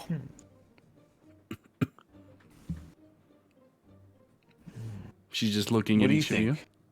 Daraguul? what's so special about the mall? You like it, didn't you? I gets- like big things. Yeah, me too. And then she kind of goes off the desk one step at a time. And you kind of hear Yeah. the scraping across the floor as she comes around and then kind of lifts the handle of the maul up towards you. Can I grab it? They call her Becky. She hits really hard. How hard? Becky, you say? Really hard. You want to let him hit you? I hit honest with it. You pick it up and you swing toward Honest. Roll an attack. Just die 20 strength mod. God. You're not proficient. 15. Does a 15 hit you? No, it does not. In a moment, so you were seeing Daraguul and he's really looking at that Devil's Root and he started scratching the side of his neck, right? And then the maul thing happened. It came around and he just picks it up and swings towards you as you duck quickly and take a step back. I'm like, whoa, Daraguul, whoa. Oh, sorry. I was Melissa's just sitting there testing clapping. They say that Becky's quite vicious. She says to you, Daraguul. Okay, all right. Do you How want much? How much for Becky? 360 gold pieces. I like Becky too, but not that much. Fine. Would And you she be comes willing- over and kind of grabs it and she's dragging it back across behind the desk and then she climbs back up. She gets down on elbows. Hands on her chin. Looking. Feet dangling. Do you have any special? And I'll reach out to the side and pull one of the axes out. Hand axes. I don't very deal in fond any of other these. weapons other than Becky. I'm sorry. Only Becky, huh? Yeah, only Becky. We did come to an alchemist shop, and now we're shopping for weapons there. Well, I wasn't interested until now. Maybe try a smith or a weapon shop. Maybe, but I like you. Yeah, me too. So, you want to buy some? You said aisle 37, right? For some alchemist fire? Yeah, how much you willing to pay for it? Ooh, how much you willing to charge me for it? I asked first, she says. And I whisper, really, really drag her through the dirt on this small one. Come on. She looks at you, Daraguul, and gives you a wink. A crisp handshake and a fine dagger. No. She just blatantly, she kind of loses all sense of charade and just, no. Now, seriously. So, your turn. She stands up on the desk and begins to walk from side to side, hand on her chin. Looks toward you, then back up at the sky. And then at the rest of you. What are you going to do with it? Catch stuff on fire, of course. I like it. And she begins to walk back and forth to aisle 37, and she jumps down and begins walking just through the store. All right, I'll follow. You begin to follow. Enthusiastic one. You begin to notice that all the aisles are numbered, but they're way out of order. It's like 27, 3, 6, 17, 5. But eventually you find the aisle that you were looking for. She begins to walk down it and just kind of throwing things off of shelves and looking through stuff. But eventually she comes out with a flask and walks over to you, short one. This Equally height one. has what you seek. Kind of small, isn't it? Well, yeah. But it's enchanted. She whispers in your ear. How so? And she takes it back from you and opens it. Walks over and just begins to pour. Looks back at you. It's still pouring. Looks back at the ground. Still pouring. Back at you. Do you get it yet? Ooh, I do this. She puts the flask back on, snaps her fingers, and the liquid that was all about the floor is now gone. How much would you pay for it? Really drag her through the dirt on this one. Small one. That's why I'm I kind of look up. I'm chiming in like, yeah, really. I don't know what's going on, but 50 yeah. gold pieces and a crisp handshake. 125 gold pieces. And no handshake. Ooh. Damn. 75 and possibly something else. 100 gold and a date paid for by you. She winks. Can we shake on it? Roll persuasion check. All right. And while it's happening, is Shawn froze again? Yes. Yeah, yes. Oh, shit. 16? A 16, let's see. She inches forward, handing over the flask, only part way. Do you have the coin? And I kind of reach. Into your coin just purse. She does kind of glance at it, and it is lofty enough. Okay. She reaches out the other hand to shake. Is it a deal? You got yourself a deal. She hands the flask. You hand the coin. You head to the desk. Ian winks. The transaction is made. You can pick me up on Saturday at 9. Goodbye now. And she just kind of She kind of walks down the back of the desk. And you now have yourself some sort of an enchanted flask with, stuff in it. I smack him on the shoulder. Way to go, small one. You really drug her through the dirt on that one. Thanks, I thought so. And she does come around. Just feeling Go ahead. extra tall. Do any Puffy of you chest. else need anything? I think I'm all set. I may come back for Becky, though. Yeah, I'm good. Thank you, though. Bye-bye now.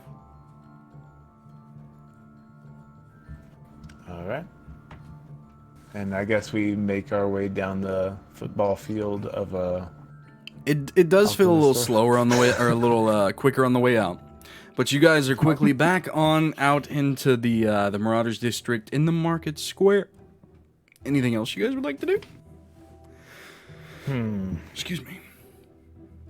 You know anything about a smith nearby? Any of you guys? Never yes, travels through here? The Windbarks. That is indeed a thing, yes. They're a smithy.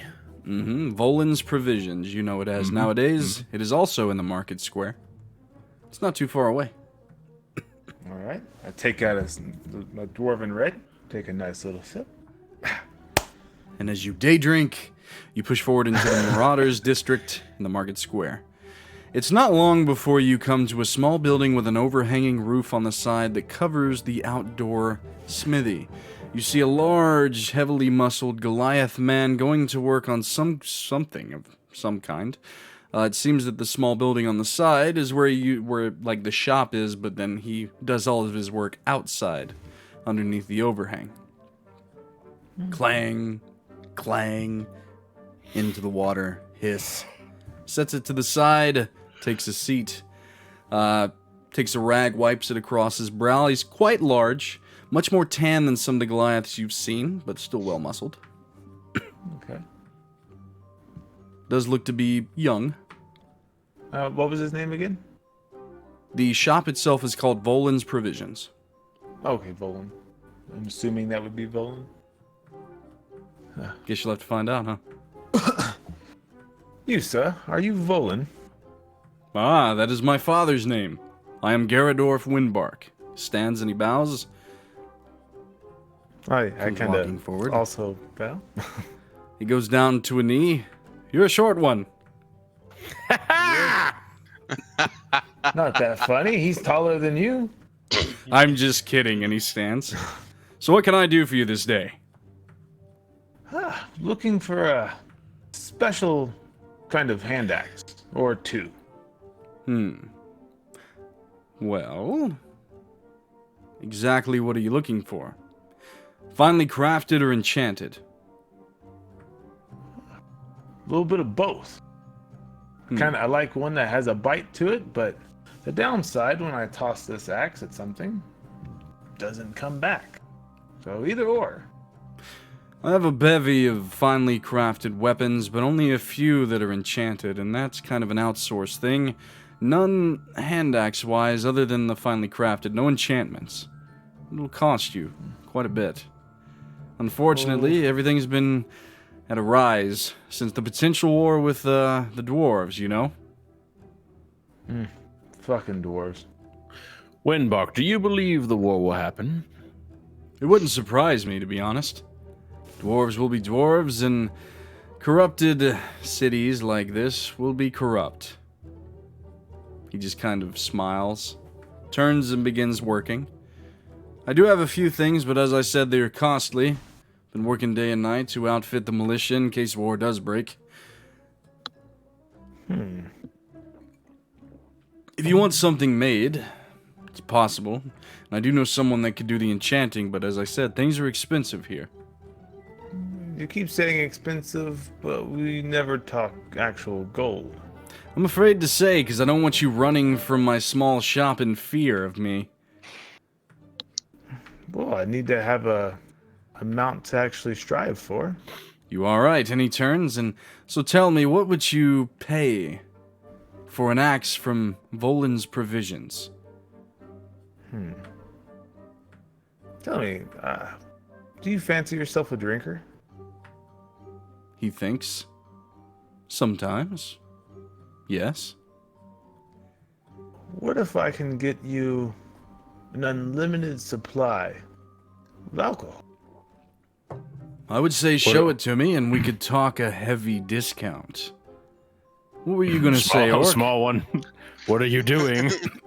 Oh God, So, Daraguul, help us all. I'm going to, I'll be right back. I'm going to take my cloak. I want to whoosh into our little headquarters. You I do? want to get an entire handful of fucking dwarven red, like arms. It's not that much because I'm a half or dwarf. But, Right, you know, so as like- much as I can. Like 6 or 7 bottles. All right. 750 I want milliliters. You get them and then you poof back. I poof back and say I do that 3 or 4 times. So you all watch as Vogar begins to disappear in black smoke and return. Disappear in black smoke and return. You would think that the Goliath man may be shocked by this, but weirder things have happened recently. And Vogar begins to just pile up bottles, the Goliath man smiling all the while. Eventually you have ran the cabinet dry, though you know it will replenish itself in a little while. Like 30 bottles are sitting on the desk, the table here. And you can do this often? I look at Daraguul and I go, does he plan to take our stock? That is a good question. And I take one of the bottles. You do. You know the I take one Dwarven as Red, well. and he does look at it. Wow, this is a good year. Nearly 60 years ago. This is quite expensive stuff. Is it real? And he pops the cork on one of them and takes a swig. Oh, it's real. And he puts the cork back on. 30. And he goes over to a pencil and paper and begins to write. I gotta do some quick math here. Give me a second. I am a smuggler, guys. I gotta play to my feet. Holy man.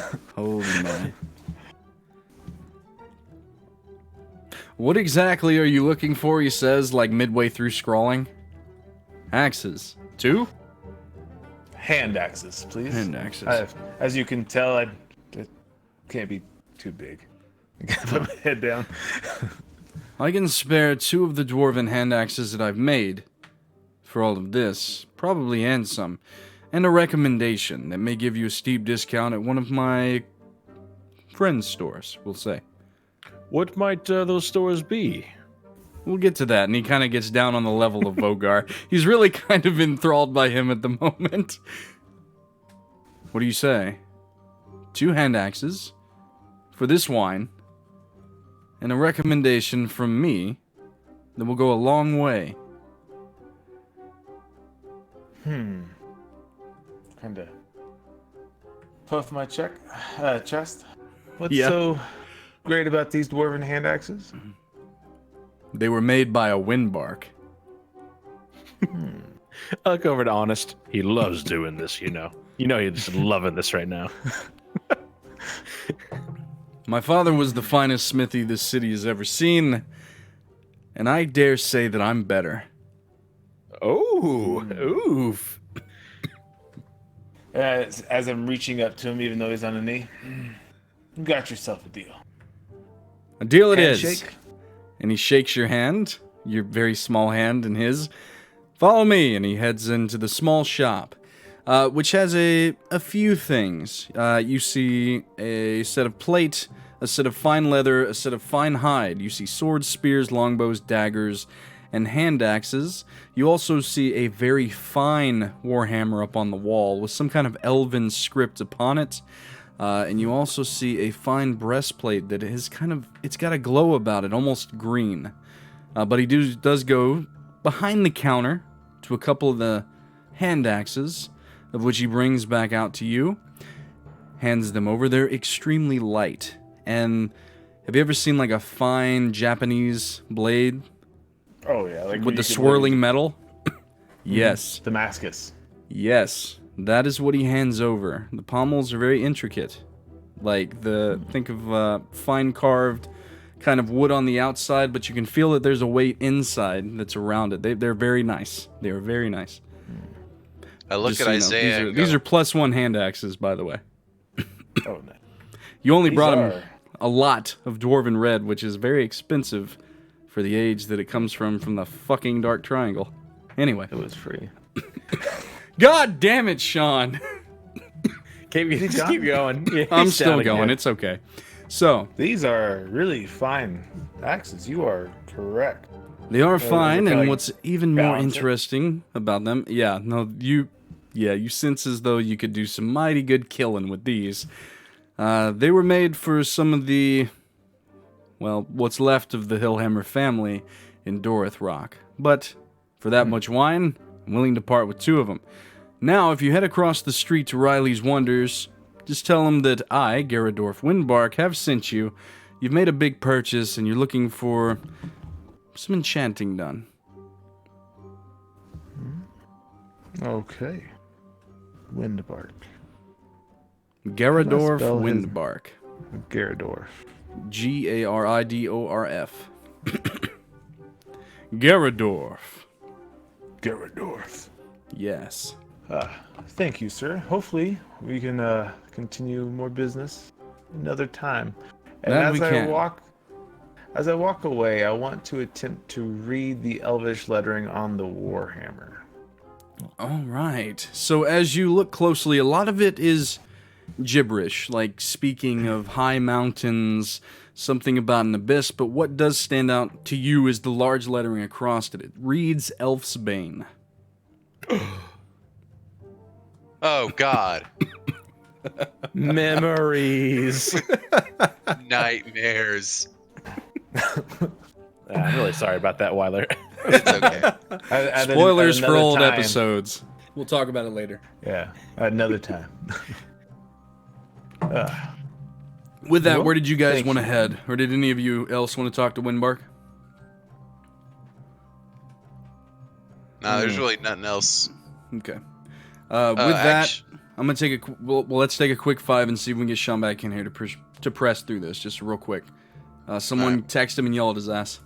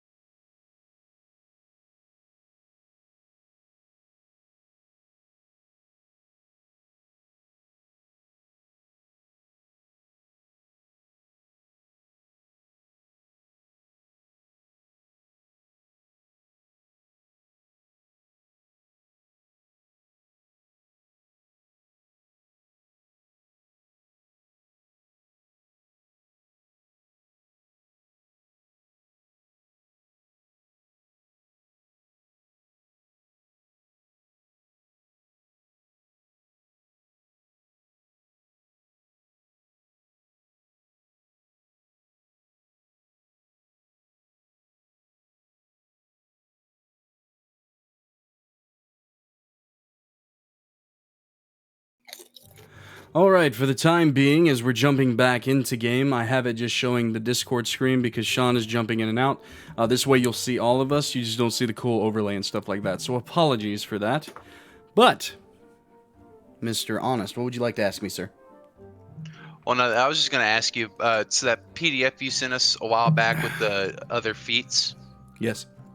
can we potentially use those in the future? Yes. Yes, Okay, you can. just curious. Yes, you can. But... Well, what you want to try and use it retroactively? Wyler? No, I want to keep what I have. Okay. you guys have just left Volan's Provisions. You're in the Marauders District. What would you like to do? In light of some things, or some things have come to light, rather, I'm going to go back to Melissa's magical merriments, and I'm going to pick Becky up. All right, so you go back into the purple building that grows really long. She sits at the end with the maul in her lap. And I kind of like shake my head. You begin to head in that direction. Mm-hmm. Hi. Cut the talk. 300. Deal. Okay. She holds out her hand. Okay. Yeah, I'd give her 300 gold. And she hands over, this is Becky. She's vicious.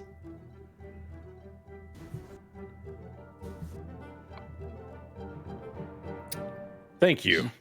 And I like get a real good like grip on Becky. Treat her nice. You got any like you got like a dummy or something around here? I'm looking at one. And I just like I'll be going now. Okay. So you begin to walk away with Becky, the +1 vicious Great Maul. Vicious. Vicious. Oh, baby. All right. So, one thing I would like to do real quick, sure. just for, if I go up to the blacksmith, Garador. I go up to Garadorf. Can I help you, sir? Where can I get some cool looking shades? Or spectacles? I was going to say beneath a tree, but now that we're talking about spectacles, I do know someone that wears them. I don't know if he makes them, but you can look into it. Go talk Who is this person? Talk to Niles Wonder over at Riley Wonders.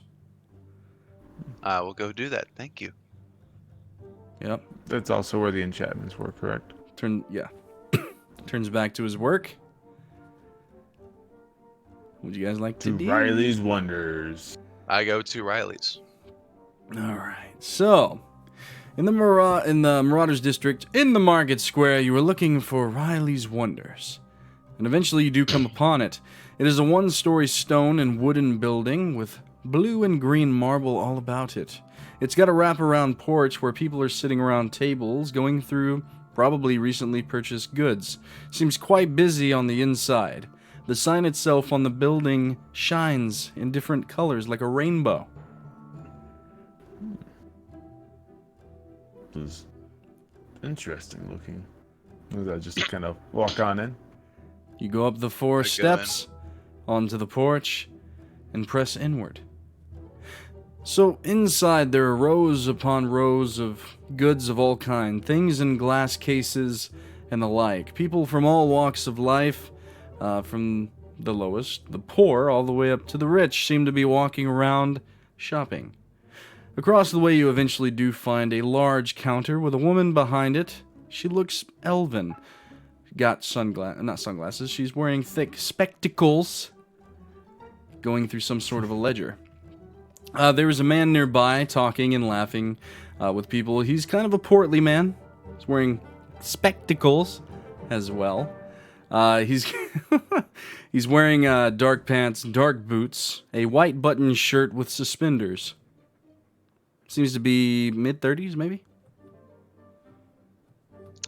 I walked up to the man with the spectacles. So he's talking to a few gnomes, but as you approach, he says his goodbyes, and you walk up and he turns. Can I help you? Yes, my name is Tyron, Uh-huh, and?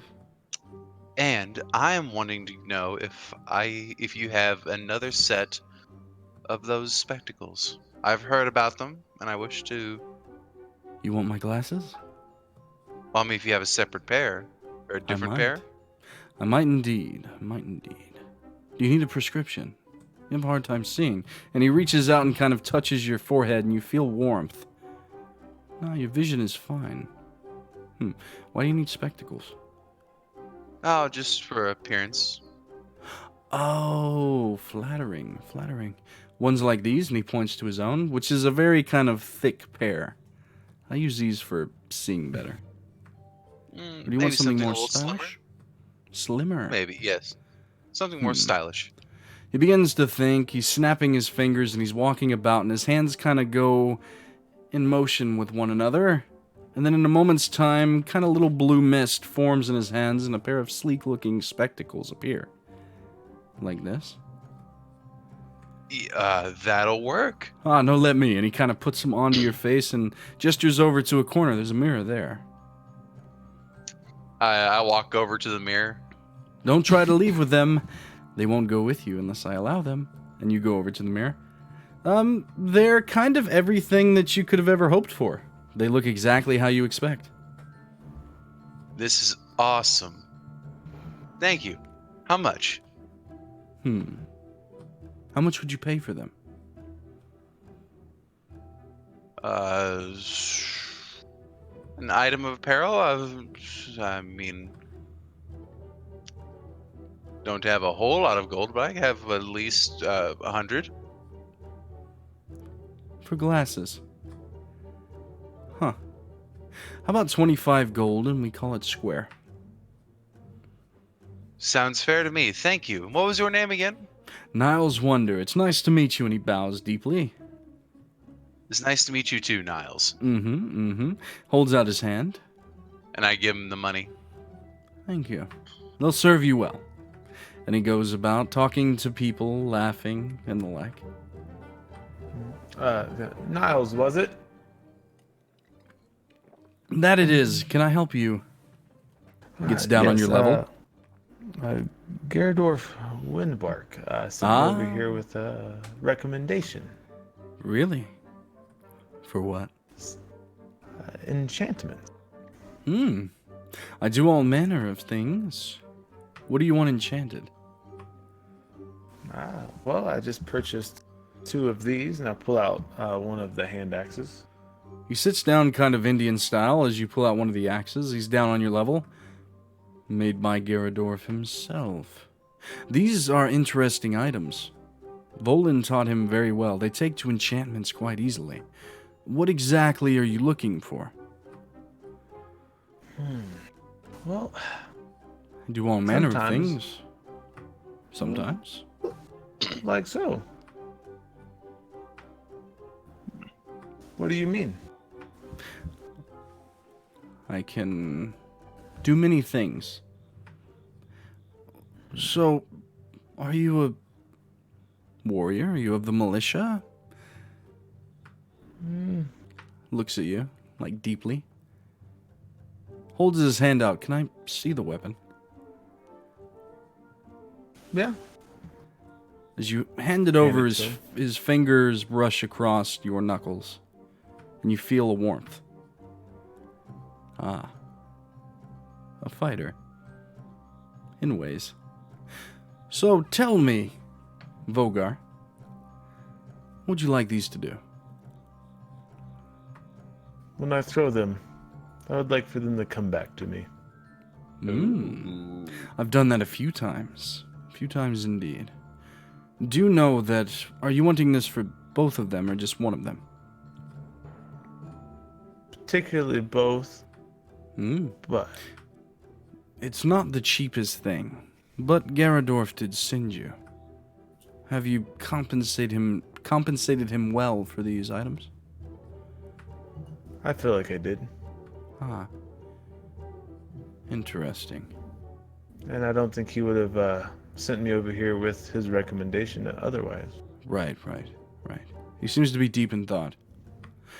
3 days it'll take me. How about you hand them both over, and we'll discuss a reasonable price upon your return when the job is finished. What if I don't have what you believe is a reasonable price with my hand axes? It might astonish you to know, but I do believe that you will have exactly what I'm looking for. He winks. Ooh. I won't bother with an insight check, but I'll go ahead and take his word for it. Can I see the other one? I kind of reach out to the other side. Starting to get attached to these. 3 days, you said? 3 days. Kind of give it a kiss. Tell me, are you into insignias of any kind? I can enchant it in a way to where it's done through script, or, to where it'll show that it's an enchanted item, or it will not. I'm particularly I do not want it to show. You don't want it to show? Huh. No. Okay. I'm particularly fond of triangles myself. Hmm. But that's fine. I understand. Secrecy is key. He takes him over. Dolores, and he sets down 2 axes on the counter. Oh, shit, Dolores. Put these in stock. Turns back towards you. As I said, 3 days. I'll send for you if it takes soon. Takes not as long. Thank you, Niles. Uh-huh. Does your friend need anything? The half-orc. I believe... I look up at him. I believe he does. Or I believe you already knew that. Me? Nah. And he does look toward you, Daraguul. Is there anything that I can help you with, sir? Well,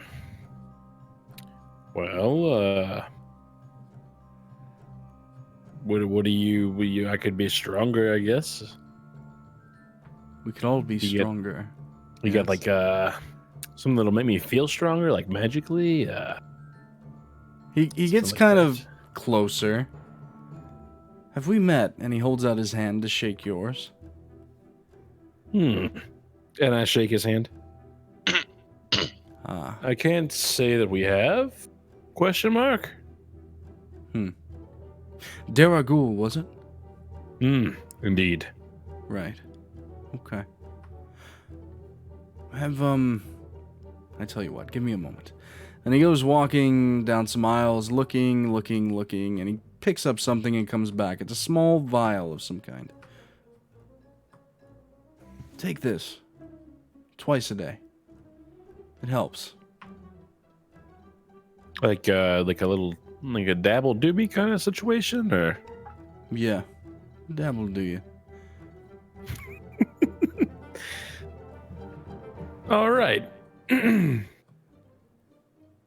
Is this that like, for... go no, ahead. no questions are needed, Daraguul.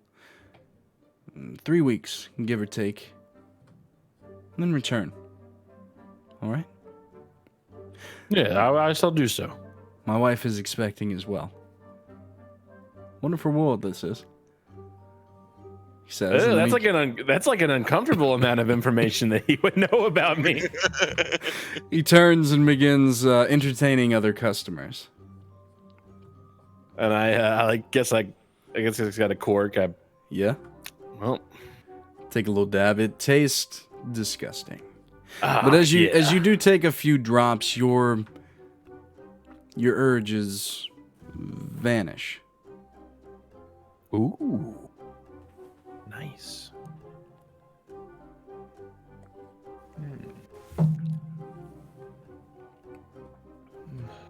What would you guys like to do? Also, what is Shawn saying? Oh, I just clicked out of it. Did he say pretty much not working? Sorry, guys.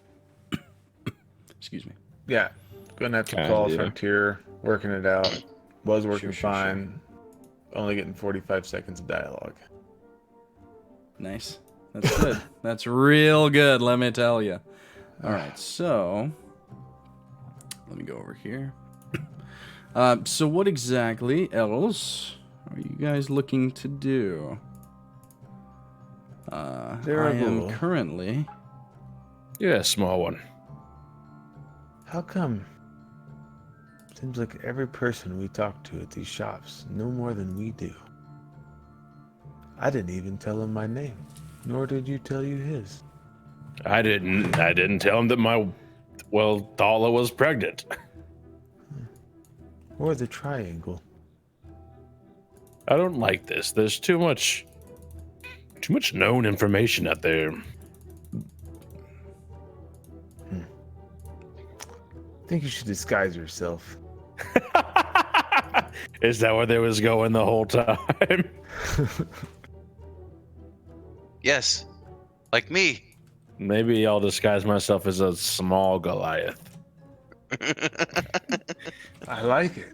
Small Goliath. I love it. Your skin tone is slightly off, but ears and teeth. We can slap some paint on it. All I'd have to do is paint my whole body every day. It's not Oh so my. bad. Listen, I have painter's tools. I can make this happen. This is true. This whole time you've had painter tools. You tell me now. No reason specifically, but would have been good to know. I have painter's supplies, yes.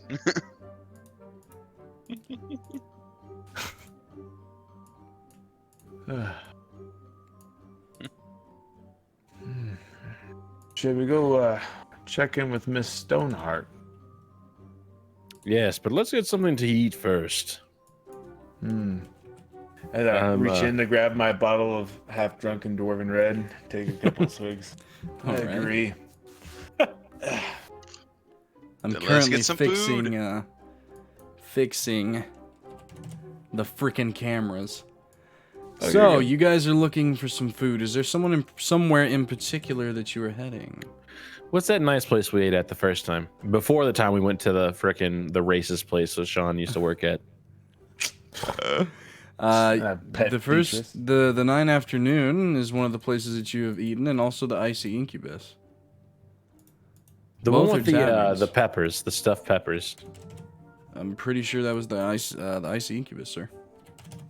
Let's go there. We can enjoy a drink, get And food. stuffed peppers. Yes. All right. Yes. So you guys are heading onward to the Icy Incubus. I feel terrible because my mind is somewhere else trying to fix freaking cameras. God, Oh, you're I feel fine. like a hack tonight, dude. Get your Nah, shit together, dog. bro. That's why we're going to get something to eat. Exactly. So you guys make your way to the Icy Incubus. You get food and you get drink. You guys sit around the table waiting for the food to come. Open dialogue. Dear God, please. So, Daraguul, Mm. how are you today? You know, I'm not bad. Things are looking up. I pull out the vial. This is supposed to help me. Things are on the up and up. I'm mainly interested in Becky. And I pull her out and throw her on the table. Yeah, give her a whirl. Pick her up. That's a damn fine mall. All right, as a kind of pick her up. You feel that? You feel that weight? It's not very finesse, but I can definitely see why you like it.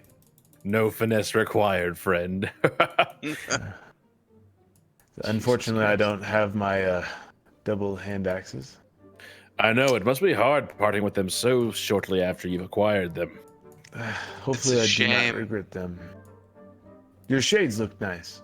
Or I Thank you. apologize, spectacles. They do, they do.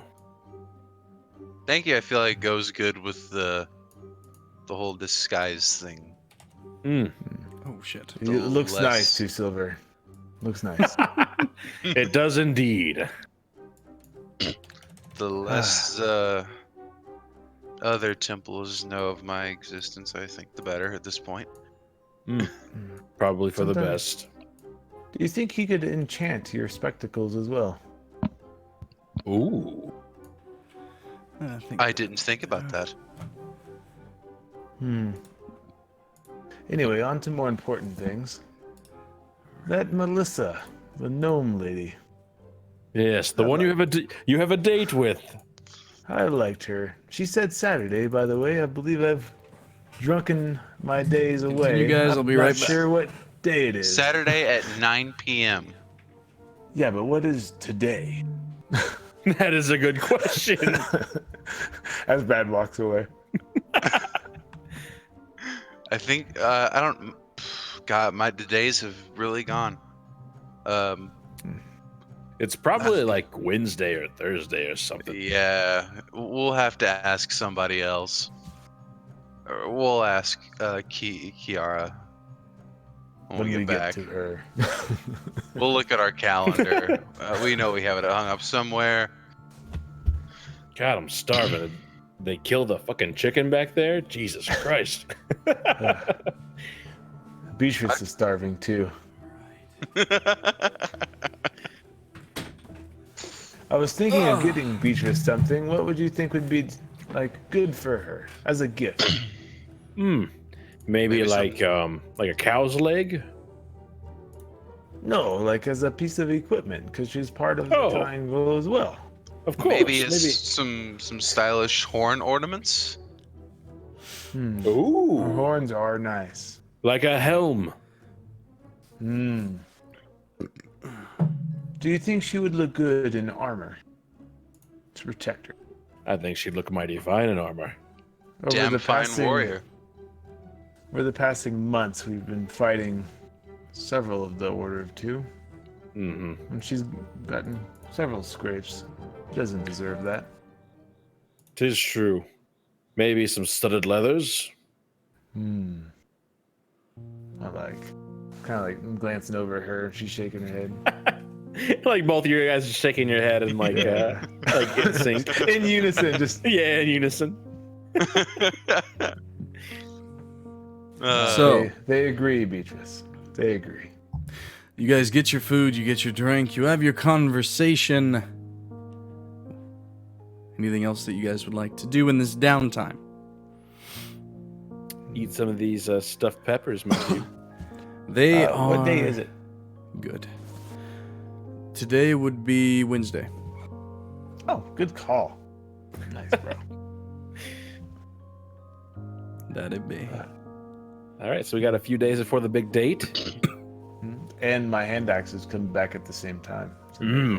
Big day for you. Big day for you, Saturday. I'm feeling taller. You're looking taller, friend. Yes, agreed. You're not so small anymore, and I give you a smack on the shoulder.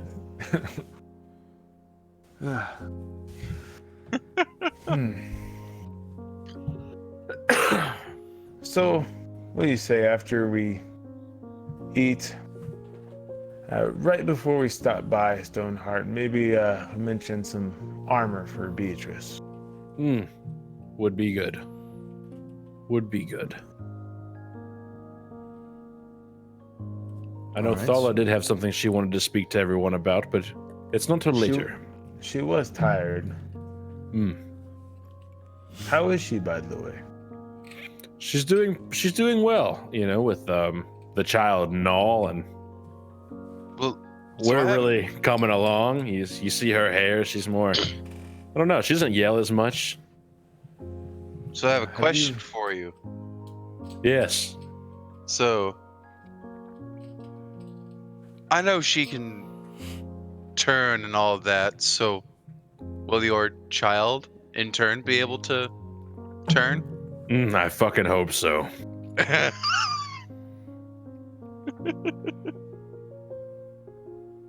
That would be interesting. I could not tell you though, since I've never mated with a shapeshifter before. Me neither. Are you saying you've done this multiple times? Mating? The act, maybe. The result, not so much. Tyrone or Tywin. Are you telling me? Are you telling me you've never partaked in mating? Third base. He's a nerd. It was a No, I monastery. kid. Trying to get away with that was not easy. I kid. Tell me, do you still believe in your values as of today?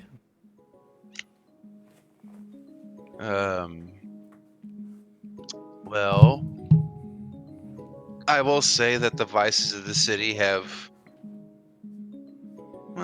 I've grown a liking to them. So we'll buy you a whore then. And Yes. I like smack him on the shoulder real hard. It's kind of. I want to just start like looking up, just like scanning the room. Like there has to be a whore. It's the IC incubus. There must be a whore here somewhere. This is actually one of the nicer taverns in the city. But you can roll an investigation check if you like. I am going to roll an investigation with advantage with Daraguul looking for me. Yeah, we're both trying to spot in Sure. unison. Because I'm gonna be like, look, I can find my own entertainment. 16 plus 0, 16. Enough, Tyler. Like we are going to get you a whore. You're We'll get saying you a that, whore and you are today. glancing around. You go as far to begin to asking about. Walking from table to table, though some women give you kind of a hard stare as you assume things. But Mr. Vogar, what catches your eye with that check is the doors that open, and the militiamen in the green and yellow of the Yardoon militia that begin to pour in. Seems to be 6 or so. They are all dwarven, which catches you off guard, and they all make toward you. Vogar. You have been requested by the Master of Arms. You are to go with us. You're not a whore. Mighty fine that you can make that out. But as I said, you need to come with us. Why? I'm looking for a whore for my friend. And I don't know you. The dwarf looks toward him and then back at you. 2 silver will do just fine without you, but the Master of Arms has requested your presence. What could Blubberbelly want with you? One of the dwarves if kind I of looks know. up toward you, Daraguul, with a nasty look. Doesn't say anything, though. I'd And say, yeah, I what give do him like a look like, what are you doing, dude? what do you want with our friend? The other one just looks, but then the one that has been speaking, it's none of your business.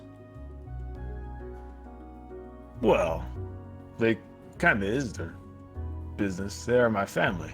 Yes. You can come willingly, or you can go by force. Your choice. Jesus.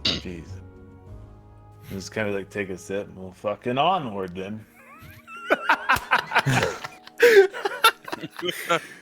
2 of them come to the backside and flank you as you fall into the middle of these dwarves and begin to walk out of the icy incubus. Daraguul, honest, you see this. Isaiah, by the way, has left to tend to his duties at his ice cream shop. So, you begin to walk with these dwarven men. Daraguul, honest, what are you guys wanting to do after noticing this? I want to trail them. Sure, you begin to trail them. I want to aid with that. Sure, they are heading toward the Radiant Way, it seems, eventually meeting the gates. They go in farther into the districts, going toward the Radiant Keep, which kind of sets you off a little bit, Daraguul, because you know that to be the place of the Church of Azaran, but they do pass it and continue on. They eventually make their way toward the council buildings, upon which they go inside with the great stairs. What do you guys do? Continue? You make Is it it to guarded? the top? Yes. Heavily guarded as you guys begin to make your way up. You watch as the 6 dwarves along with Vogar go in, the doors shut, the 2 guards then stand before it. boys, you want to open up for us here? I got a family member in there, and I'm like, I'm legal counsel to him. Yes, we both are. The two human soldiers that stand there say nothing, but one does crack a smile. Listen, our family member needs legal representation. He does. He has rights, of course. I mean, you know this. They must not be infringed upon, gentlemen. And you guys begin to try and barter with these men, and it's not going well. On the inside, you're led through the marbled halls. You see many of the militia, many of the high-ranking individuals, Vogar, but eventually you're led into an inner chamber with a circular table. They kind of usher you in and shut the doors behind you. It is dimly lit, but there is a figure sitting on the other side back to you. You can see the gray hair of this dwarf. You haven't seen him in a long time. Kind of glancing. Oh, you changing music? Yeah, it was a little too happy. Oh, it's We all changed it a little bit. We gotta offset the mood. Exactly. The fire in the hearth is crackling. It's quiet, dimly lit. The dwarf doesn't Blubberbelly. move, but you do say Blubberbelly. His head kind of turns. Stands.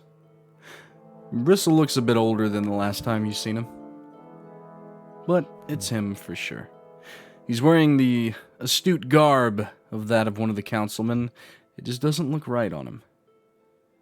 It's been a long time. Well, you age like shit. Well, whenever you get to be 400 years of age, you start looking like shit. But come here, you, and he comes walking over and he embraces you in a big hug.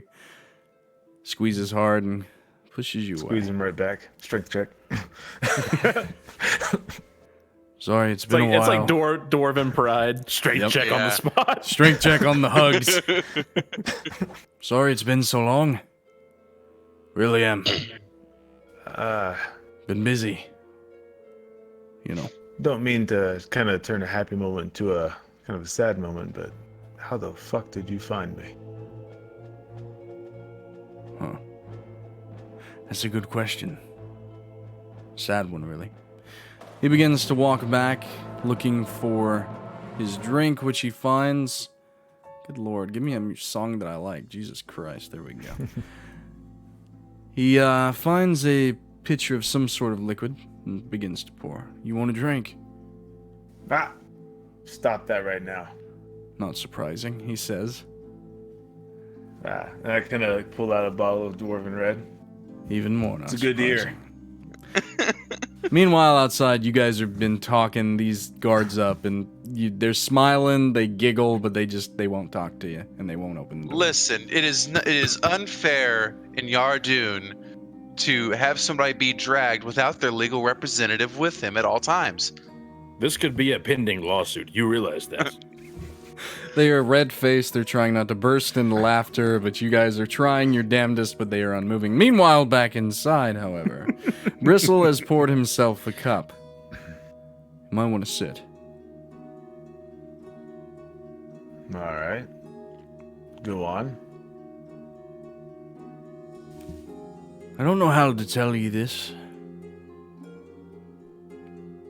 I, was hoping you'd see reason and make your way back by now. I'm holding things together here, Vogar. But I have a conscience, you know that. You're a good lad. I think they'll look kindly upon you. Turn yourself in. He says that and his eyes look toward you and kind of lock with yours. I was there that night. I stood by. Probably the only one that saw it.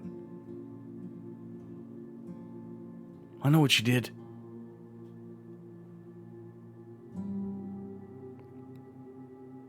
I'm just gonna like play dumb. You look at him Have to specify. dumbly. He shakes his head and you see a flash of anger as he slams the glass onto the ground standing.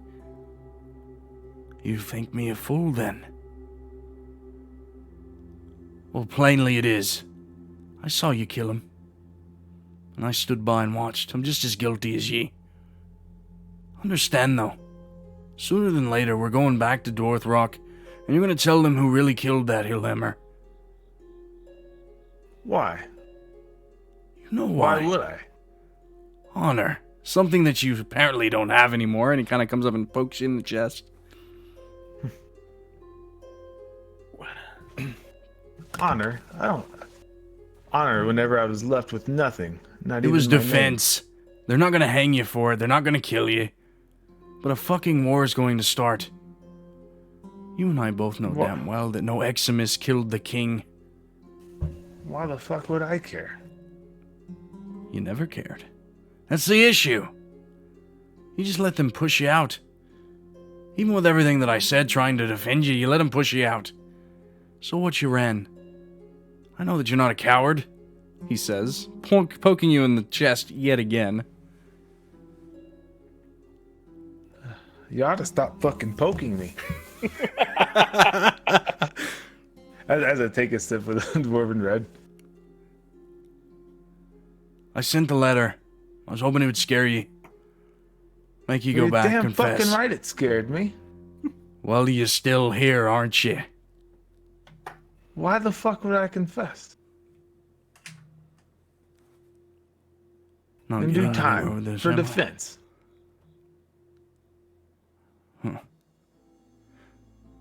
If war comes from this, you would have been one of the catalysts that started it. You know that, right?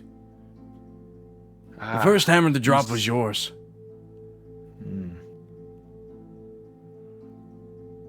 This Eximus apparently killed both of them. But I saw it with my own eyes. You killed one of them. Well, you did say yourself your eyes are getting old. 400 years old. Why If I can't we wasn't- just... Go ahead. Oh, why can't we just let it pass? If I wasn't a dwarf with a conscience, maybe I would. Look, I'm doing good things here. I know you're doing good things.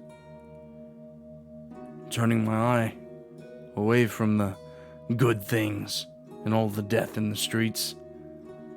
Holding this Desmond at bay. This isn't the first time that I've met the man. I'm not an idiot. I just know that I'm not strong enough to fight him. You think all of my men are with me? Think not. If war comes,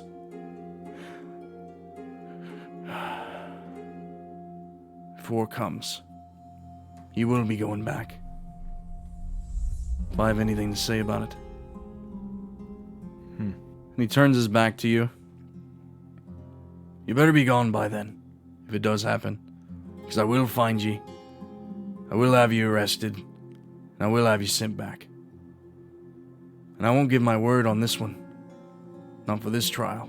Understand that. If you're not going to turn yourself in, then you have no honor. When that time comes. Hope it doesn't. You can go now. I have things to do. Let's kind of walk out. It's like hit a chair over.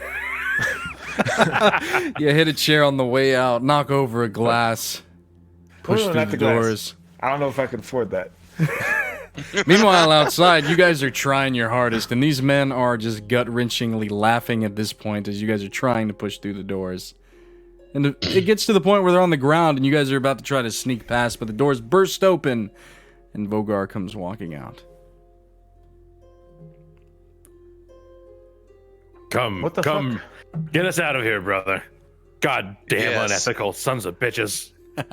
You'll be hearing. You'll be hearing. You'll hear from our legal representation. The Sons fuck are of you bitches. guys talking about? Let's just get out of here, Small one. It's sons of bitches. Well, I agree. Bunch of fucking pricks anyway. Fucking pricks. As the doors slowly close behind you, you make your way down the stone stairs. What are you guys doing? at this point in time, I would like to pull my pants down and moon them. You do? And say fruit basket for blubber The belly. two men that were laughing have stand and regained their composure just to see the white arse of a halfling and begin to laugh even harder, falling back to the ground. They look to be very, into everything that's going on, I guess. I don't know. So, what would you guys like to do? Well, I wanted to get you a fucking whore, but I guess that's not going to happen tonight. We still need to check in with Thala and Stoneheart. Yes, it is getting into the nighttime hours, I guess. Shall we teleport back then? Yeah, let's get out of the streets. Right. Deep dark alley where no one can see us. Yeah. You know, we have to go in here to search for them. Yet we're the ones that we always have to go into dark alleys to find our nemesis. Yet we always have to go into dark alleys to go to our hideout. What is that? Does that make us evil? Are you asking me that right now? No. I'm just saying, like, why does it seem like we're having? I'm just saying, it feels like we should have a better way to do this. You need a whore. You're not thinking clearly. You need a whore bad. So we go back, Thala, whore. Are you Agreed. calling Thala a whore? No. Thala, then whore. Not for me, Oh. for him.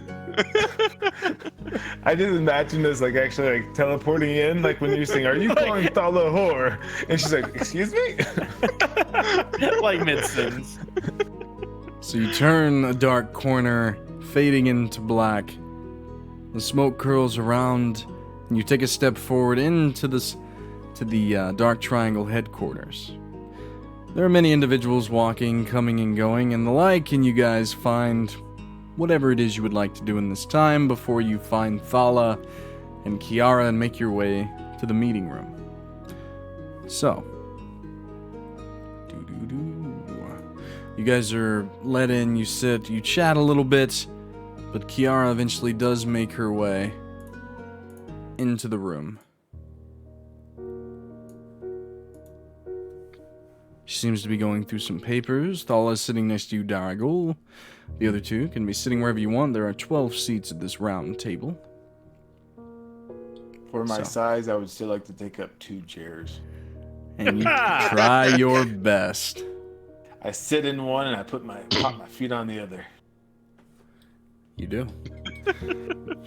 Baron This is Jurnal normal, by the way, Kiago comes in, and the Cross brothers take a seat as well. Kiara stands before you all. We have an idea. And she looks at Thala and the rest of you. The Order of Two is made up of shape changers. I hate to go right to the point, but we all know this, right? Aye. Indeed. It'd be weird if we found one that didn't shape change.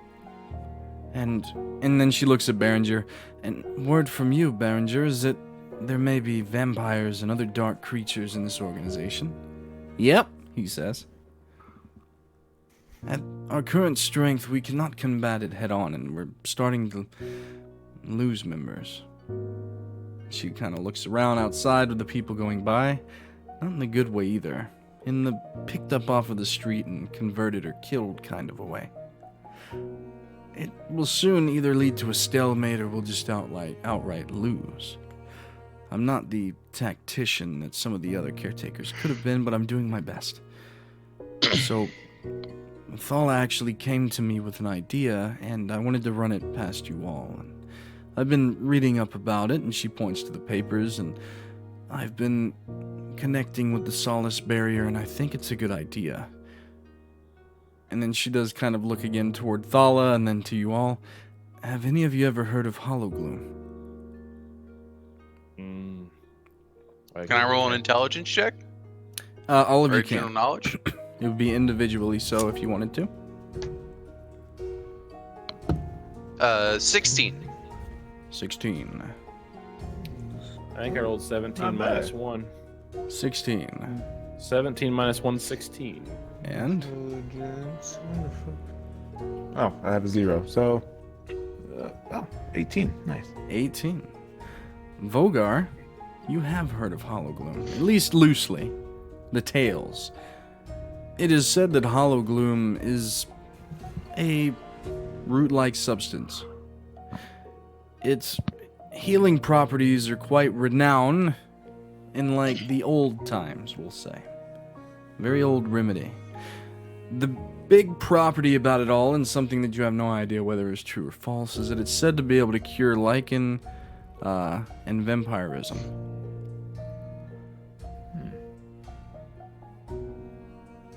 All right. She looks around at each of you. Apparently, Hollow Gloom has the ability to cure lycanthropy and or vampirism. And there's a place that we might be able to get to get enough of it that we can weaponize it and use it against the Order of Two. If we could take away their strength, it'd be on a level playing field. Especially if we could use it against Desmond himself.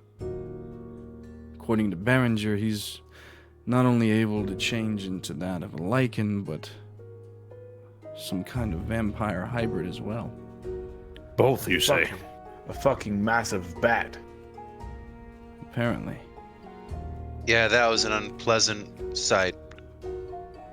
Thala puts her hand out on yours, Daraguul, and you turn your head. You got to understand, Daraguul. And she puts her hand on her stomach.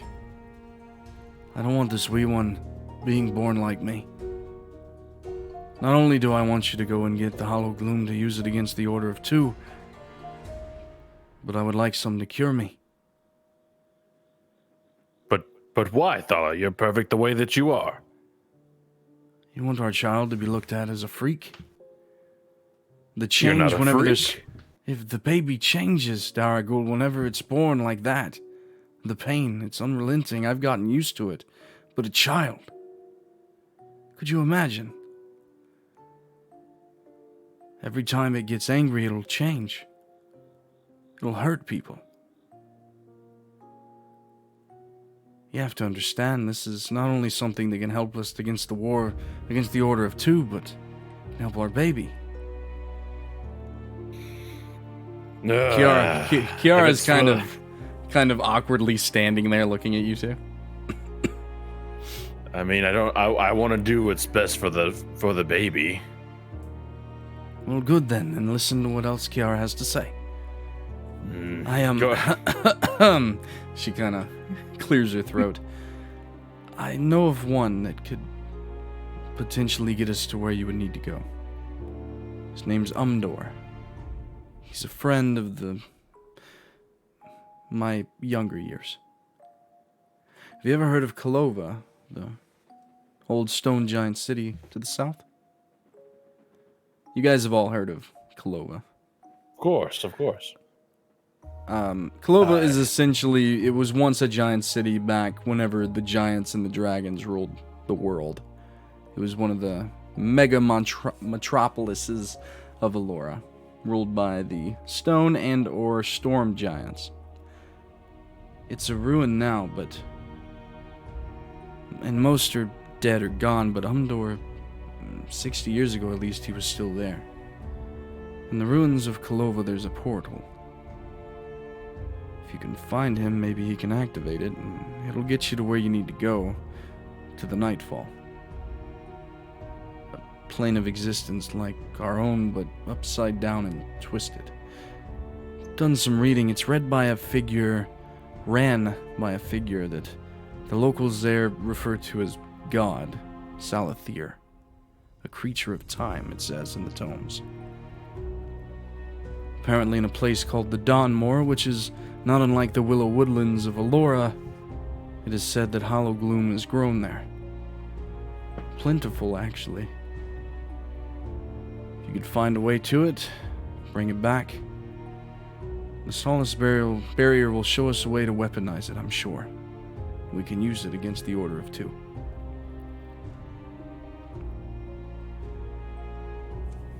I'm sorry, what was that, name you said a second ago? The god of nightfall. Salathir is what they call him. Strikes a bell, doesn't it? It's a nice name, I guess. He's a very foul creature. They call him the Dragon of Time. What else do you know about him? I know that his brother is an even fouler beast. Hey, how long has it been since Vogar talked to Salathor? 3 months. 3 months. Okay. Keep in mind that Kiara has no idea about all that, so. Right. Right. I was just curious. Mention it. Fucking mention it. Then- Fucking blow up. The Nightfall is a great sea of darkness. It's literally the reverse of our land, with intermittent islands here and there, but there's a large expanse called the Dawnmore. This place, it's an odd fragmented time. It's said that souls of evil or vile nature, they get trapped there by something called the Embers moon. They are cursed and they're left there forever to serve Salathir. It is said that he has the ability to control time. Though, with the Tree of Life in Trebor, it's a good thing it's there, because, boy, if something like him was to make it here, that'd be bad for all of us. Especially with who his brother is. Kiara, could you mention that giant city once more? I've slipped my mind. Kulova. Right. Uh-huh.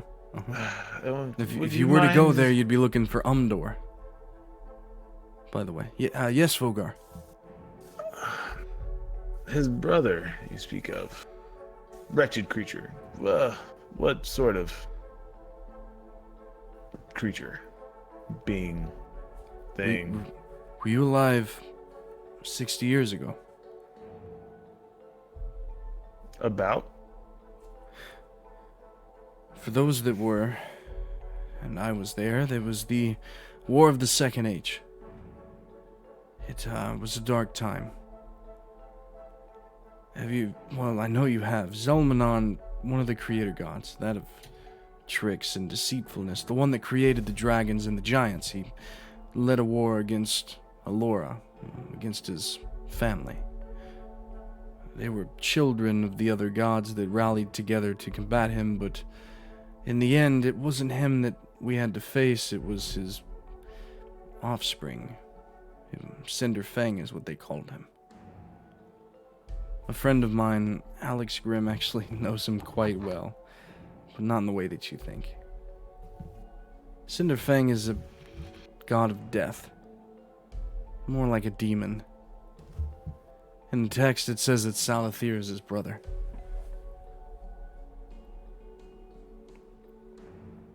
It's pretty useful Sounds information. Terrifying. I'm just telling you all this because if you do decide to go to the Nightfall, the Dawnmore is your destination, the Hollow Gloom your prize, and getting the hell out of there quickly. You don't want to get the ire of Salathir if he is remaining in that realm, and not in the Nine.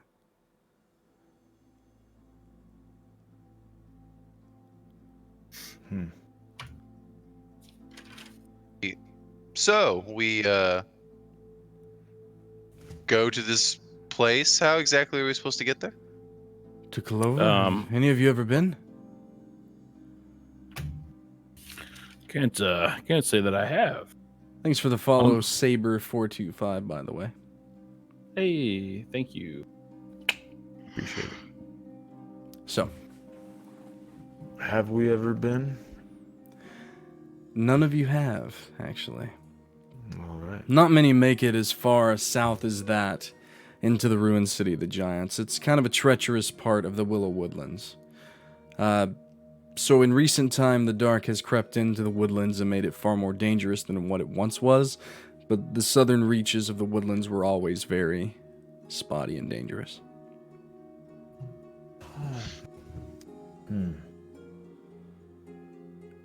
Well, What do you guys think? it is worth a shot. It's a big shot, and It's a big shot, Kiara says, and she just kind of sits down. Daraguul, it'll be worth it for the child, don't you think? I must do what I must do for my child. I shall go. But I really did want a shape-changing child. That I can understand, but you gotta understand even more that it's not the easiest thing turning into that on a daily basis. Every time you get pissed off or angry. And a baby having to go through that. Well. Everything kind of grows kind of quiet in the chamber. Stoneheart. Yes. Do you mind if I excuse myself? No, not at all. I almost said Gentlemen? yeah. Gentlemen. And Kinda you stand do that a little and give your nods to everyone around the chamber and begin to leave. What's wrong with him? I don't know. He's an odd one. I like Very him, odd. though. You know he's a dwarf, right? What? I feel like people keep forgetting it. No. Anyway, He just says it enough to where we have to agree with it. y'all You be never know. crazy. He could just be a really buff halfling. Right. You know I traveled with him before I met you, right? I forget such things. You make me so confused, Daraguul. So confused, she says as she stands. Well? And she just kind of walks out of the room shaking her head. I love that woman. Kiara stands and looks at the two remaining along with Behringer and his crew. It'd probably be best that she only take a few. Just in case the worst happens. Behringer kind of nods his head. Well, I'll be going then. With you, and he turns toward you, Daraguul. I think you'll need me, special expertise of things of the dark. You know? Especially since you need to make it back and all. My grandchild. If you go, you'll surely die. I would not go with us. I must recommend against it. That is the biggest load of bullshit I've ever heard in my life. And I he bust out laughing. kind of cackles and stands. Huh. Funny guy, this one. Comes over and slaps you on the shoulder. Well, whenever you're ready, you just holler. All right? And he just stands and leaves out of the room. So, Vogar, what are you doing, sir? I'm going to my quarters. I'm going to... You go Kind to of, your quarters. Hearing about the whole Salistar thing and everything.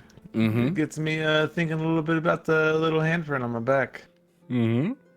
And, the fact that it's been 3 months passing and I don't know what has come of it. All right. You get to your quarters. What do you do? Beatrice follows me, by the way. She's with me. Beatrice follows you all the while. She's never leaving your side, Vogar. Do not worry. I don't forget about her. Okay. Alright. Basically, taking the upper garments off, looking in the mirror, kind of... You begin to look. At this point, you're happy to know that it hasn't spread all the way over your shoulders and down below the nape of your back just yet. It's not to where it's coming down your arms to where it'll be visible, but it has spread quite a bit. Does it hurt anymore? Or am I used to it at least? You're used to the pain. It spikes whenever you get close to the solace barrier as you have just an undenying urge to grab it from its perch. But every time that you think about doing it, something somewhere tells you that it's not time yet. I want to think to myself kind of as I'm touching it. Sure. Just pretty much everything that Stoneheart just told me.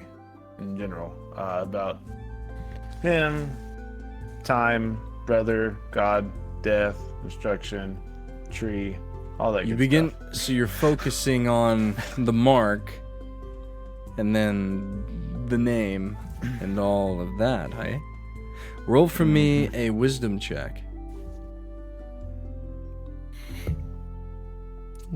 13 plus, I think it's a 14, so 2. Yeah, so 15 total. You begin to think. You fight through the pain, and you sit down in the chair. You hear footsteps from the corner of your room, and you turn and you see the figure that you really wish that you weren't seeing, that of Salathier. I must say, I didn't think that I would ever be able to get in here. Your powers are growing, Vogar. I nod to you. Tell me, is Honest here? Every time you go into this place of time, the only place of time, mind you, that I cannot penetrate unless welcomed. I cannot see him. How is my nephew doing these days? I'd rather not talk. You To you. summoned me, Vogar, not to speak. I was thinking, Right. Thinking. what do This I... is a nice place you have here. He begins to walk around and just kind of look at the walls, almost like he's seeing through them. Ah, Lady Stoneheart lives. Such a shame, that one. He turns back to you. Oh, you were saying... Nothing? What the hell is going on? You know, it would This be mark. telling. Yes, the mark of Salathier. It's an honest thing, really.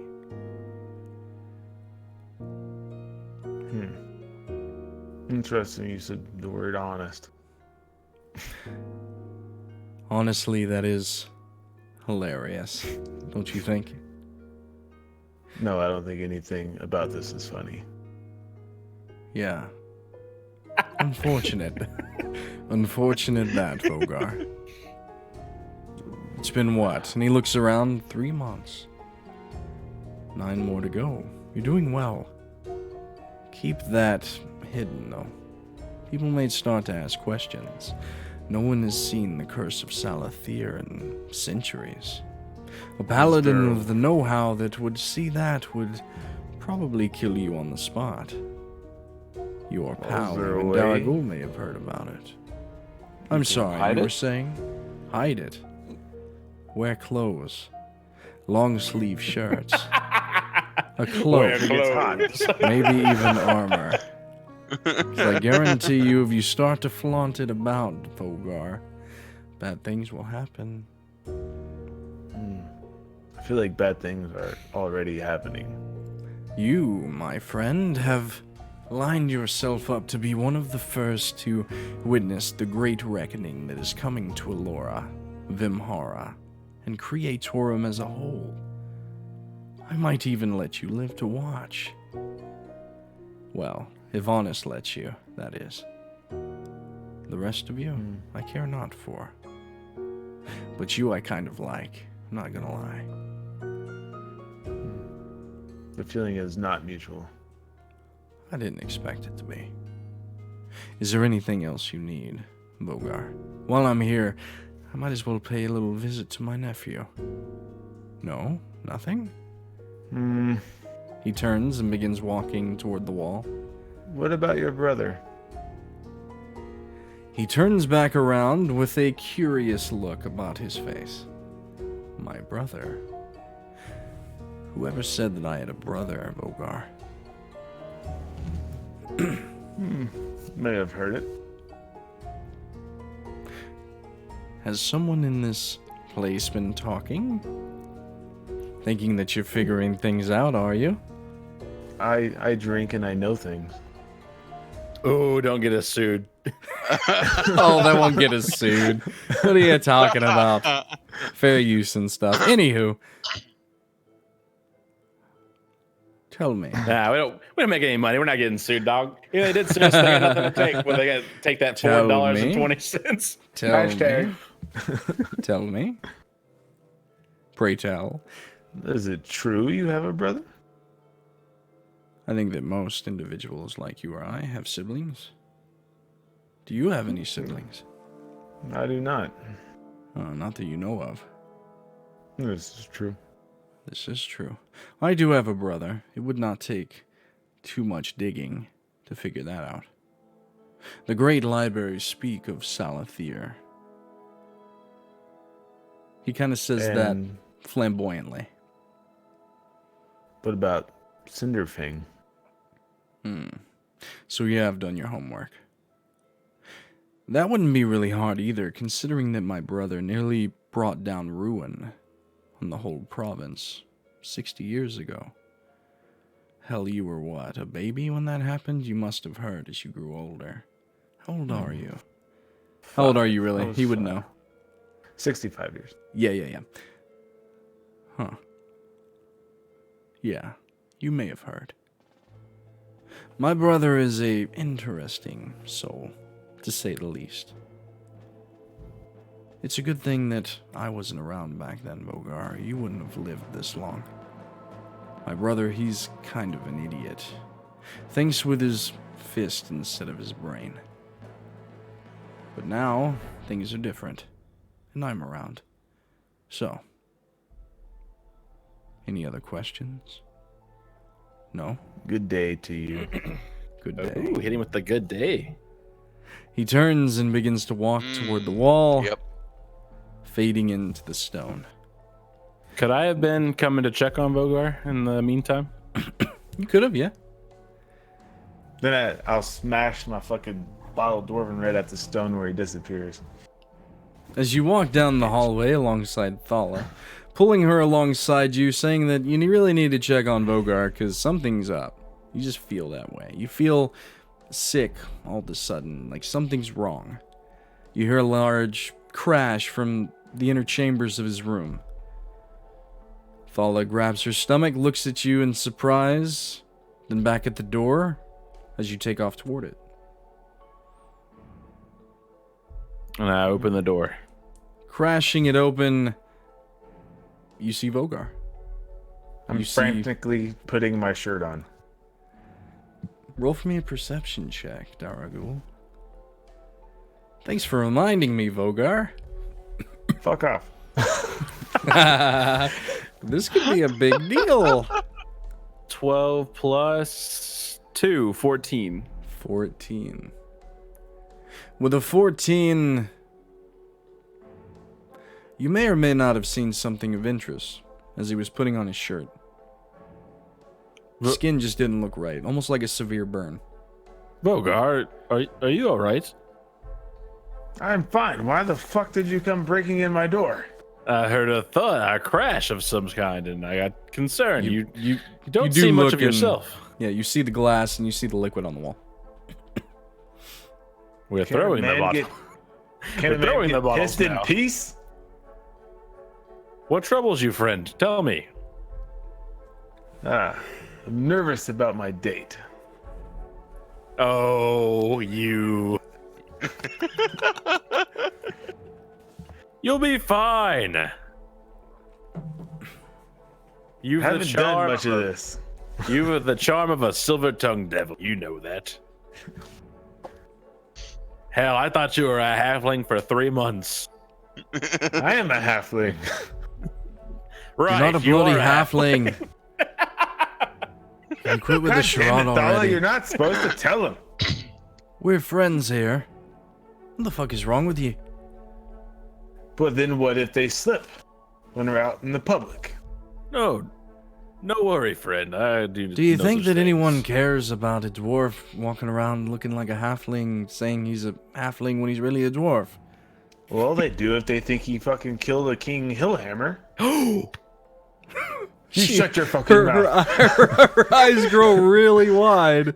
I'm assuming you haven't told me up to this point. You never said anything about it. No, you haven't. He hasn't. And I like turn around and close the door. Thala walks in, closing the door, looking at you sternly, Vogar.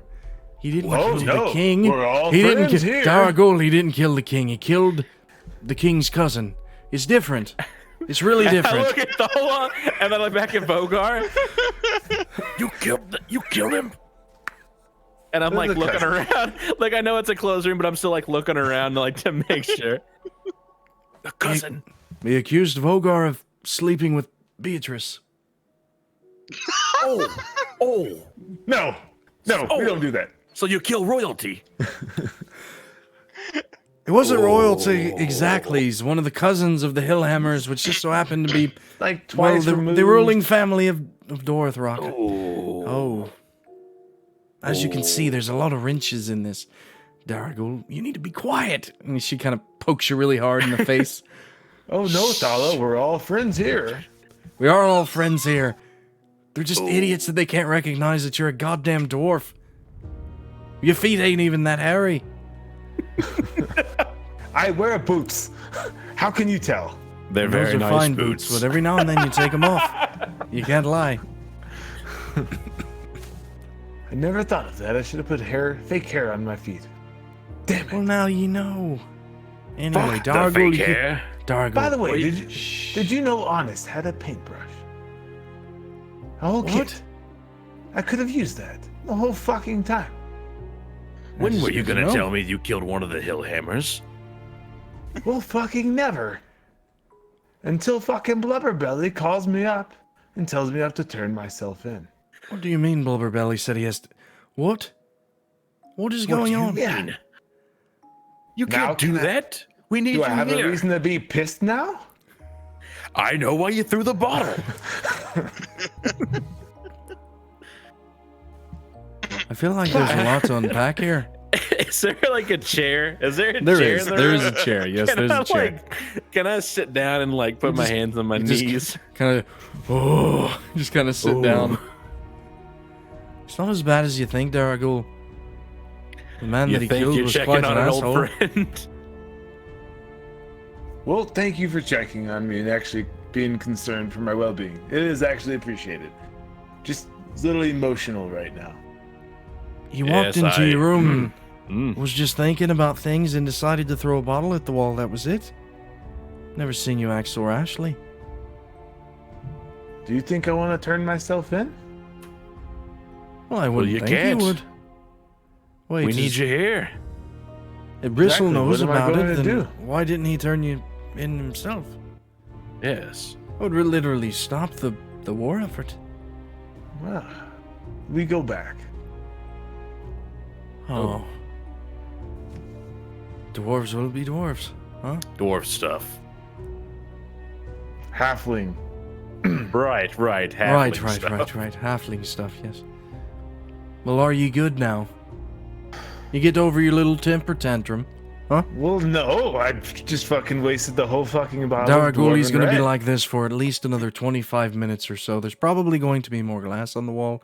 Probably just leave him here to yell and scream like a little girl, and we'll come back and have a civilized conversation with him after. Well, will you leave a fucking bottle at the door for me? Are you serious? I can do that. I can. Your do drinking habits are getting quite out of hand, don't you think? Not for a Dwarves, halfling. never mind. Never mind. She begins to make toward the door and opens it, leaves, and shuts it. I get up and I head towards the door and I open it. And I take a bottle of red out of my pack and set it on the ground. And just before I close the door, I turn around and I go, "Was that a burn on your back?" Yes. Can I roll insight? Yes, you can. Roll deception or technically, persuasion, isn't it? Vogar. It's up to you. Don't tell me Technically, what it isn't is. No, the burn. I got a natural Technically, 14. it does plus look 2. like that, so yes. So would it actually 16, is that what you be got? Or 14? So- Yes, a natural 14 plus 2. 16. 15 plus my deception, which I think I took it. Oh, I did. 19. So you're trying to persuade him that it was just a burn? Deception, but yeah. Okay. Yeah, it's probably a scar of some kind, Daraguul. He seems to be telling the truth. All right. And I close the door. Good day. Close the door. Meanwhile, Honest, you've retired to your chambers. You began your meditation. You took up one of the rooms that had not much in it, because you're not used to physical things, beds, chairs, blankets. In the monastery, you slept on the stone floor most of the time. Nothing. You're very used to having nothing, so having little seems like a lot. But you go into the room. I'm like in love with the bed. I'm like, oh, this is so good. But now you sit on the floor, the door shut, the lantern low. You turn it off and you light a candle in the center of the room and sit there. Something that you used to do often in the Temple of Unmoving Faith. You sit and you pray. Is there anything in particular that you want to do in this moment as you're going through your meditations and prayer?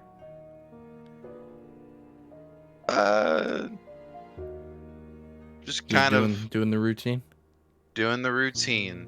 All right. Going through the motions. It wasn't often, Honest, that during your meditations that you were ever with others. It was a solitary act. Something that you did in solitude, something that you did alone. You, even with your eyes closed, can feel a presence sitting across from you.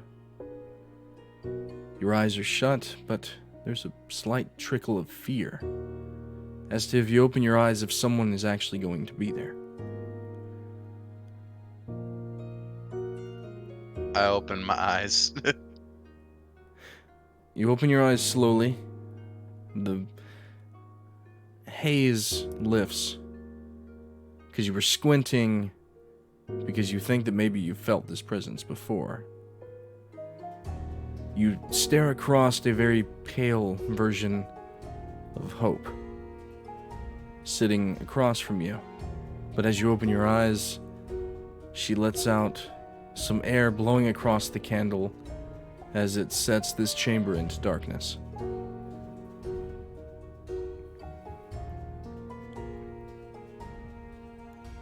Well, nice going, sister. You blew out my candle. You hear nothing? And,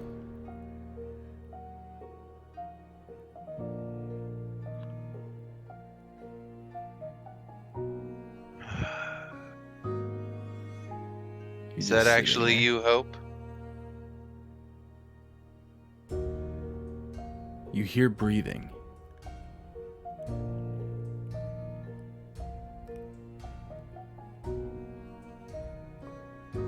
Say anything? Listen, you know I used to hate it when you do this.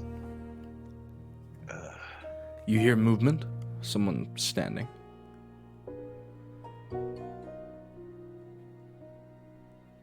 Can I try and activate my spectral arms to create light? Do they create light? I would have to look. We can say for flavor that they can create light, yes. Like a dim glow. Yeah. Most Yeah, 'cause magic it in just my world says- does. It Sure. just says spectral arms. Yeah, sure. You want to activate them? Yeah. You take a moment and you activate a bit of your inner power. As you do, the chamber is bathed in a slight glow.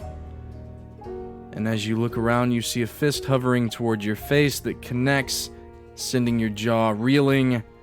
You can taste blood in your mouth. You tried to kill me. Then you hear a spit. You hear pacing. You recognize the voice. It is that of your sister.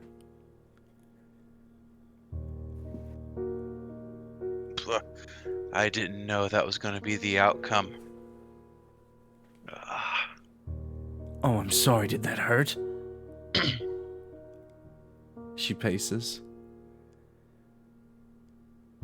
Oh, Lisa's favorite. For years, stuck him in that tower. Training with him. You know he came to me too, right? She's pacing. You talking about that sly drow? She stops. That sly drow. You owe him everything. You fucking swine. Oh! Damn. She stands and begins to pace Really? some more. Well, you want to tell the rest of our monastery that? I'm sure they'll appreciate it. I know I have. If it wasn't for them, you wouldn't be as strong as you are. And even then, you don't really know how strong you are.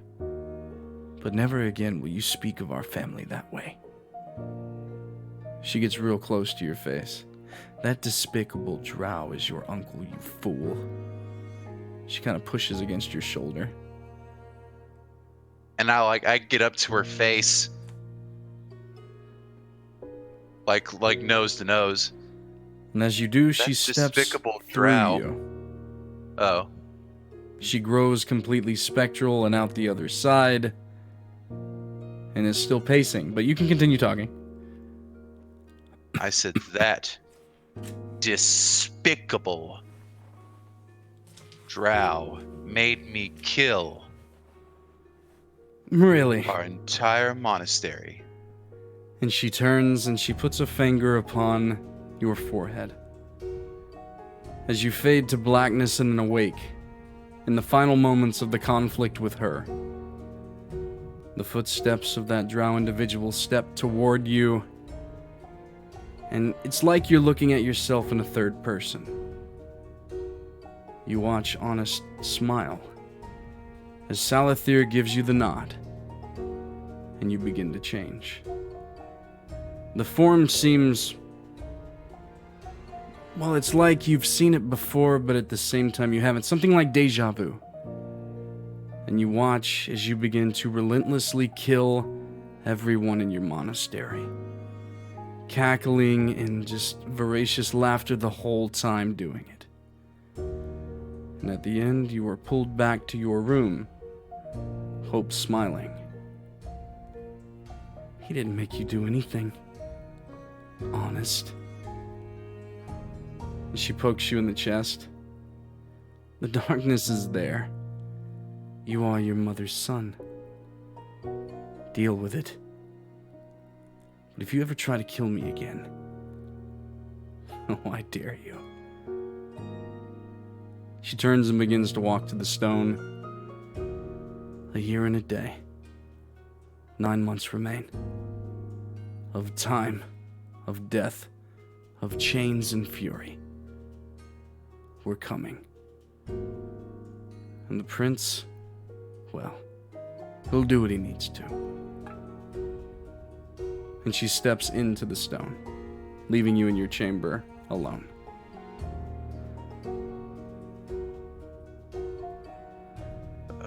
I need some dwarven red.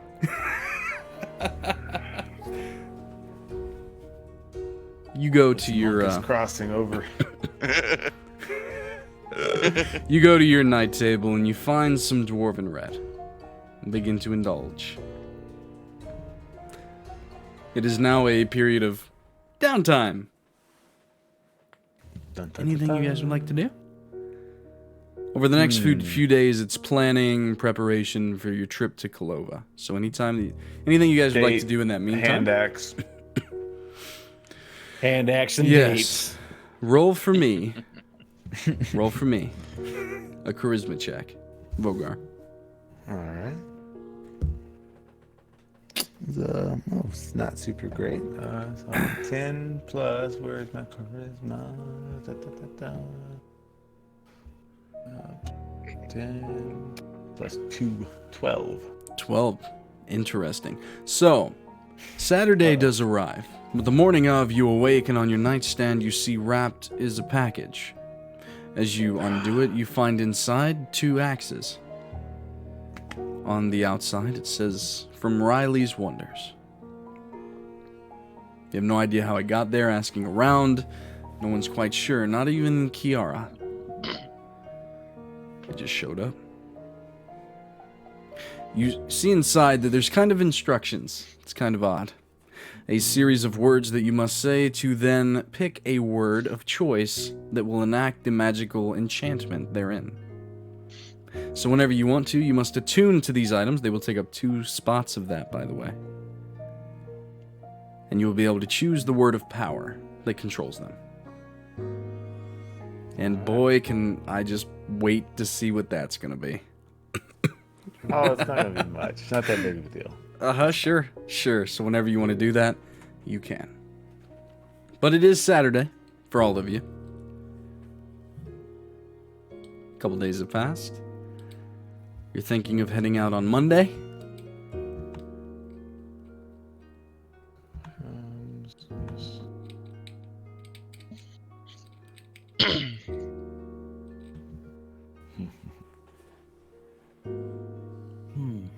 Well, you know what? I would like to get some armor for my Beatrice, my dear Beatrice. that's actually much easier than what you would think. Oh, yeah. It's called barding, correct? Well, Beatrice is kind of her own animal, right? She's much smarter than most goats. It seems that some communication has happened between her and Thala. There is a smithy inside the Dark Triangle headquarters. A place where those that can do the trade would go, though it's not anything spectacular. Not anything that, like, Windbark would be able to do. But it does seem that Beatrice may have been dropping some hints in some way or another to one of your parties. Someone that has made his way back here, but has ditched us for the evening, that of Isaiah Krowleigh. Someone that apparently can speak to animals, just like you can, but a little bit deeper. So it seems like there has been some things tipped off that Beatrice would like some armor, like that Daraguul guy. So, Nice. you can have that done here, or you can go and have it contracted through Windbark. It is up to you. I would like to have it done here. Alright. With that, you actually don't have to spend any coin toward it, but it will take a little while, some fitting, things like that. And it depends on whether or not you're wanting to take Beatrice with you into the Nightfall, if that's where you're going, on how long it's going to take to fit a set of armor for that of a goat. Okay. So, however you would like to go about that.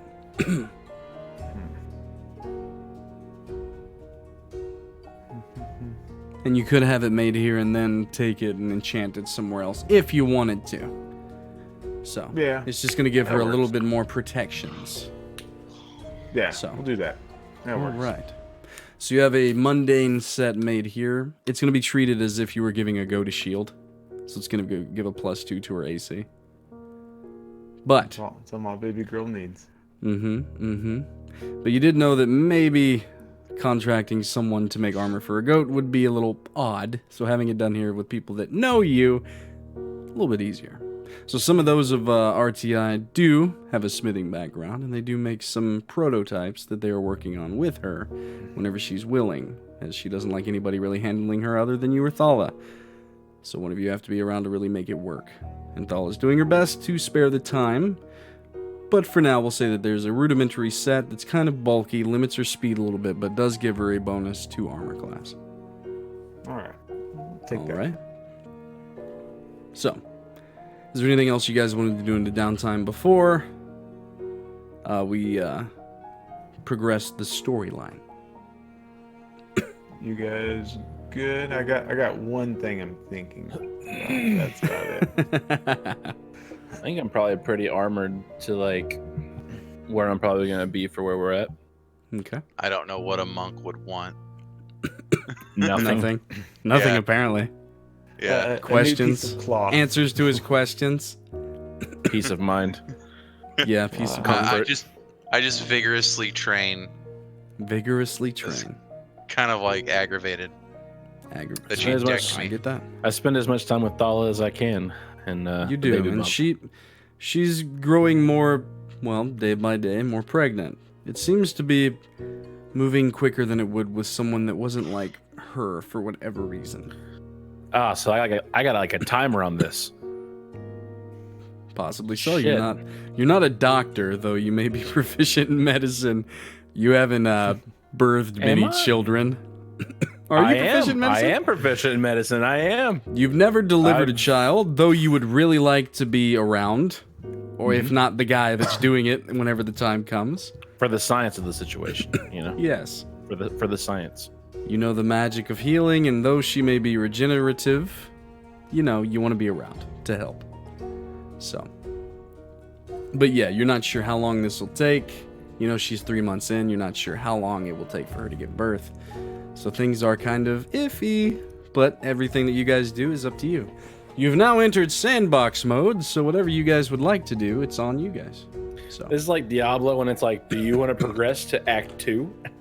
it is. Yes you or were no? you were literally on the precipice of what you would like to do. I would like to leave without everyone, so just by myself, including without Beatrice, Okay. Oh my.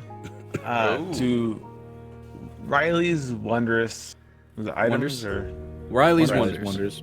Riley's So you're wanting to try to make your way to Riley's Wonders alone. Okay.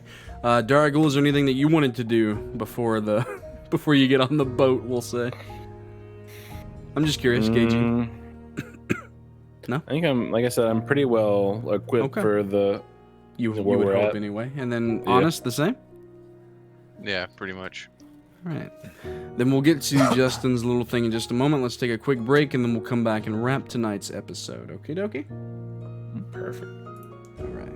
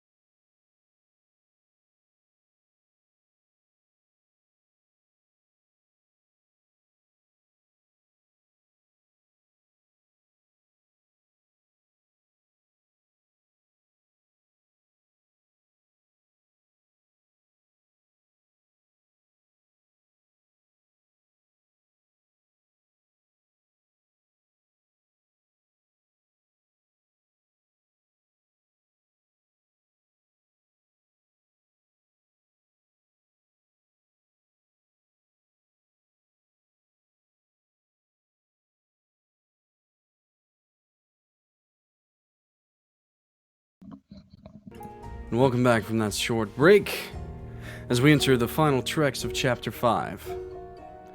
Daraguul and Honest, you are in the Dark Triangle headquarters.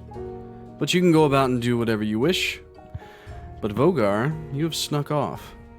Wasn't hard. You said you were going to bed. And then you bamfed out like a total boss.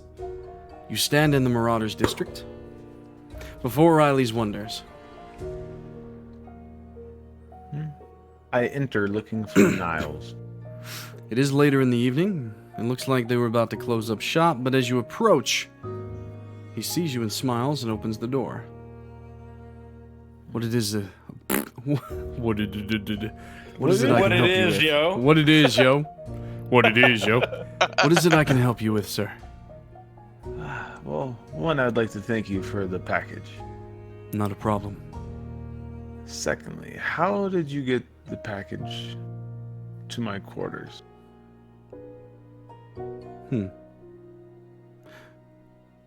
Magic.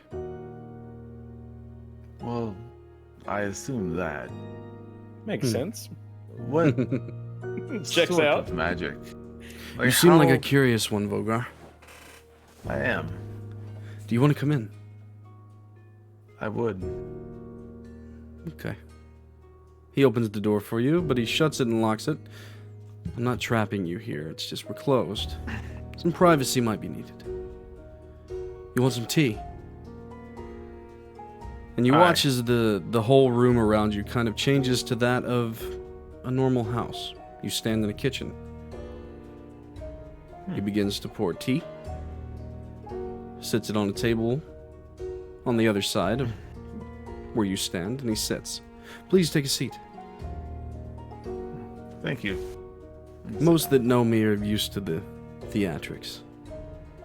I'm quite flamboyant in my use of what my father gave me. I do apologize. It's okay. I enjoy it, actually. Getting the things to you wasn't hard.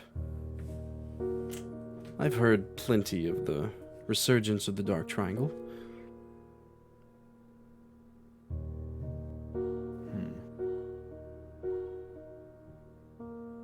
I'm trying to think of a way to word it. You have questions?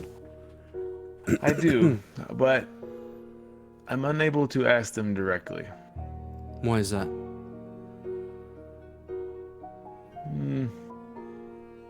Does it have anything to do with what plagues you? Possibly. Not only am I Like, skilled in... Go ahead. As I'm just like nodding my head. Not only am I Looking skilled around. in enchanting and wizardry, but I dabble in healing. If you came here for a cure, unfortunately I can't help you. All I can say is that if you continue on your path, that maybe you'll find a way. Okay. You understand that we can't speak directly. This place is warded, but not from the likes of gods. I found it interesting. For one more thing. If someone's unable to see into somewhere, unless they're invited. I'm sure you know of vampires. They're kind of the same. Go ahead. Like at that point in time, can they come in as they please now since they were invited? Each time they should have to ask. And the participant must be willing.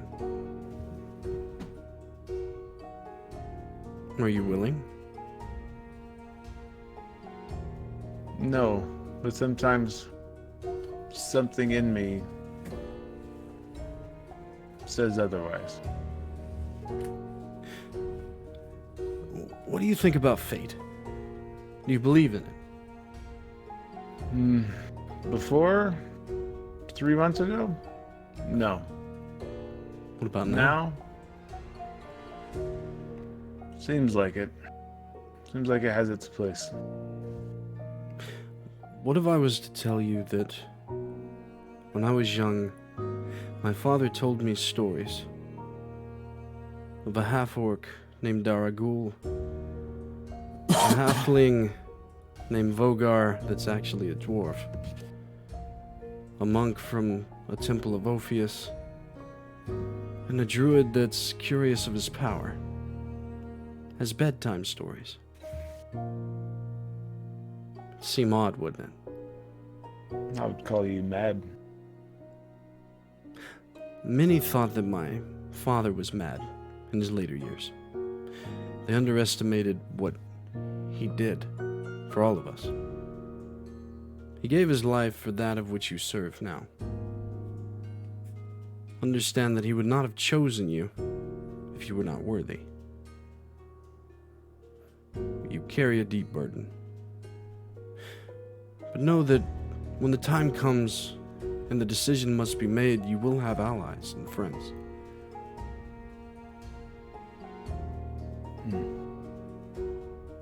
Not every door is meant to be opened. Sometimes a blind eye must be turned. It may not seem right in the moment, and feelings can really get in the way of things. But sometimes you just have to turn the blind eye.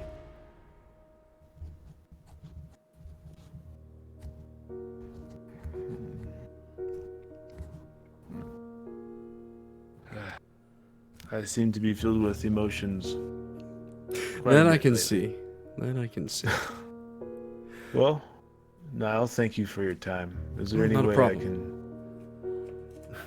pay you for your time? If my father expected me to have you pay me, well, he would have been an idiot. And he wasn't. Everything that I am doing for you, and hopefully for the others, is out of the kindness of the Wonder Name. There is dark returning to this land, Vogar. I'm sure you can feel it and see it.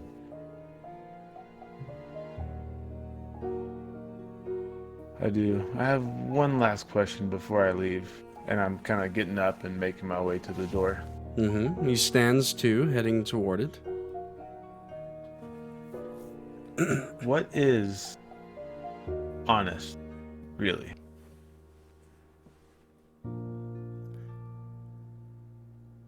I will give you the answer to one more question this evening. To any question that you could ask. I will use what power I have to answer it honestly. Are you sure that you want to know the answer to that question?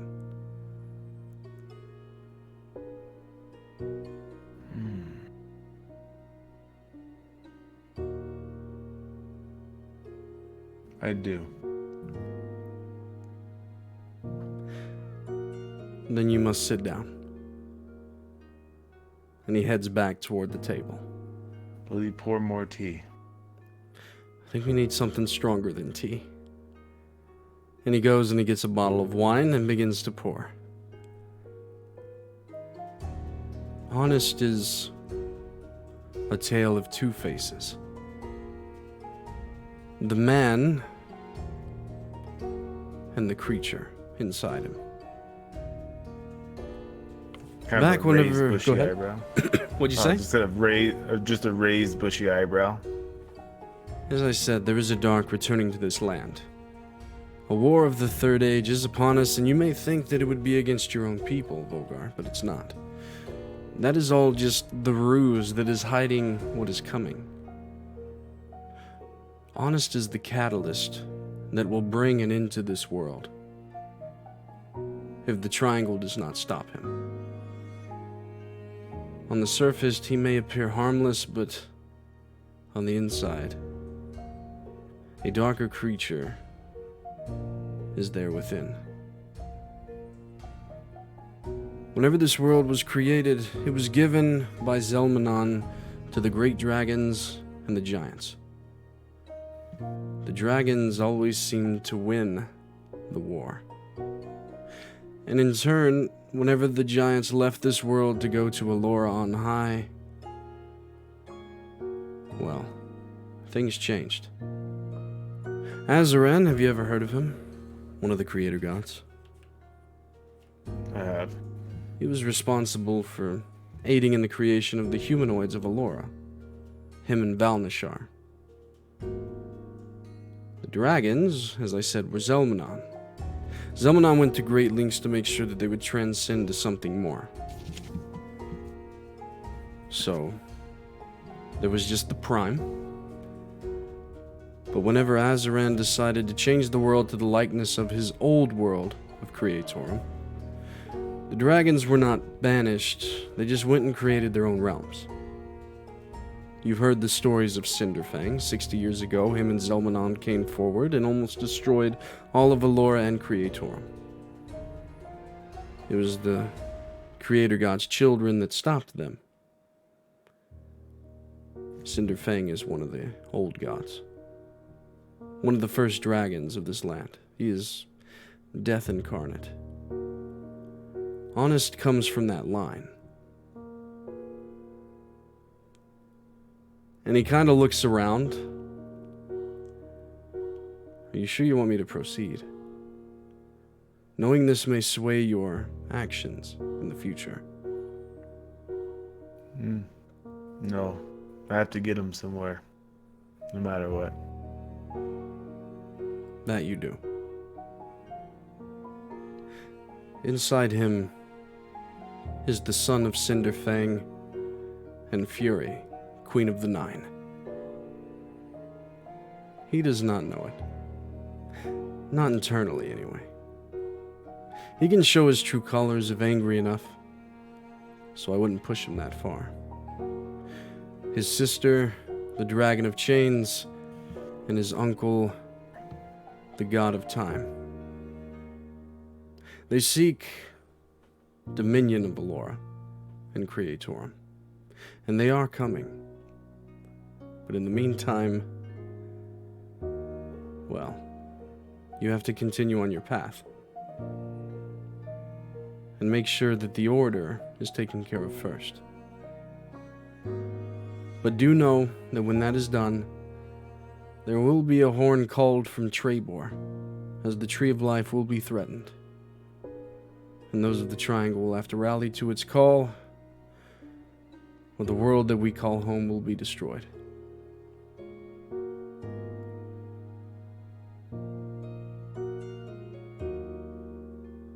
Whew. Well, I'm glad you made me sit down. I apologize, Vogar. I just wanted to see your reaction. And as you take a sip of the drink and set it down, you grow tired. Vogar, you stand before Riley's wonders. He seems to be about to close up shop. Everything that just happened, you don't remember. But you remember you came here to ask him something. But now you don't remember.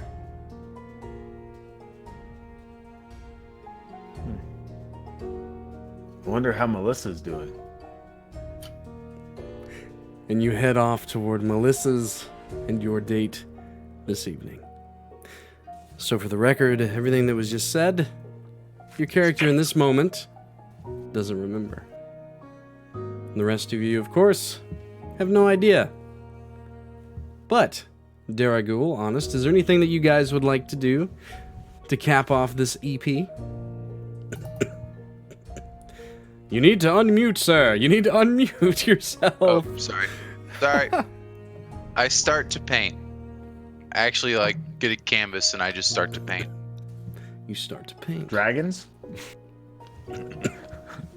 No. You begin to paint. Daraguul, you hanging with Thala? Yeah, I take some of that little potion. I take my daily dab of dia. Your day, and that's what it needs to be in your inventory. The daily dabble, do you? And then I slip away. Where would you like I'm to going go? to the restroom, and Okay. I go and I find my small mortar and pestle, and I crush them in my hands. into bits and pieces. Okay. So you're using the real stuff? Or are you actually crushing the mortar and pestle? Yeah, no, I'm like crushing it in my hands. Like maybe I had thrown it when you're gonna relapse. Maybe I had like stowed it away. Like I'm done with this now. Like I went and I grabbed it and I destroyed it. You destroyed it. You have overcome your addiction. As long as you stick with your dabble, do you? You no longer feel the need, which is good. It is crushed into itty bitty pieces. And I thought you were about to relapse, bro. I was like, I did too.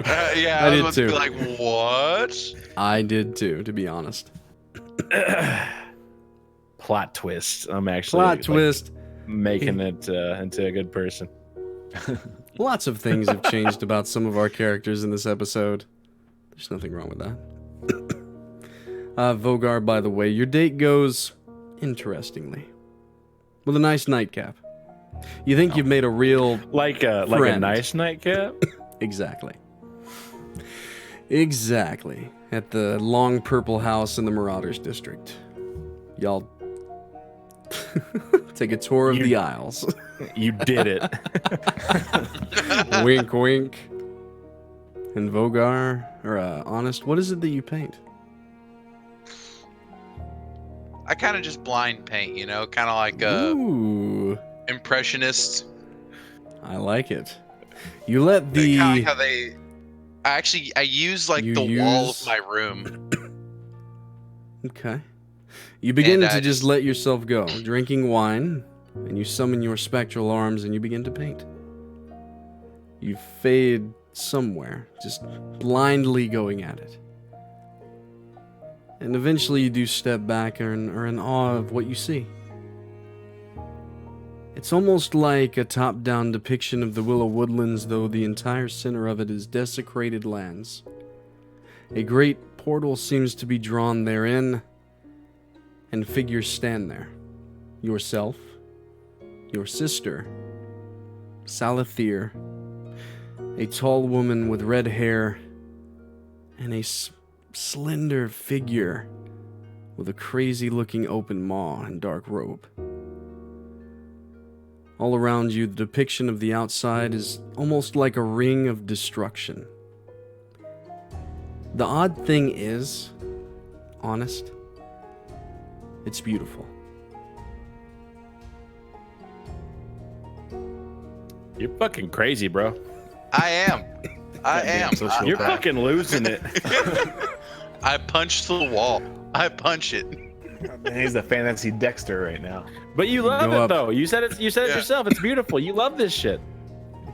Love-hate relationship, Exactly. bro, as you go up and you punch it. And with that, I'd like to thank everybody that is tuning in, whether it be on YouTube, our podcast channels, watching it live, or watching it after. Thanks for listening to Old Bones and Grimmtales. And we will see you next week. Say goodbye, guys. See you, folks. Adios. Bye.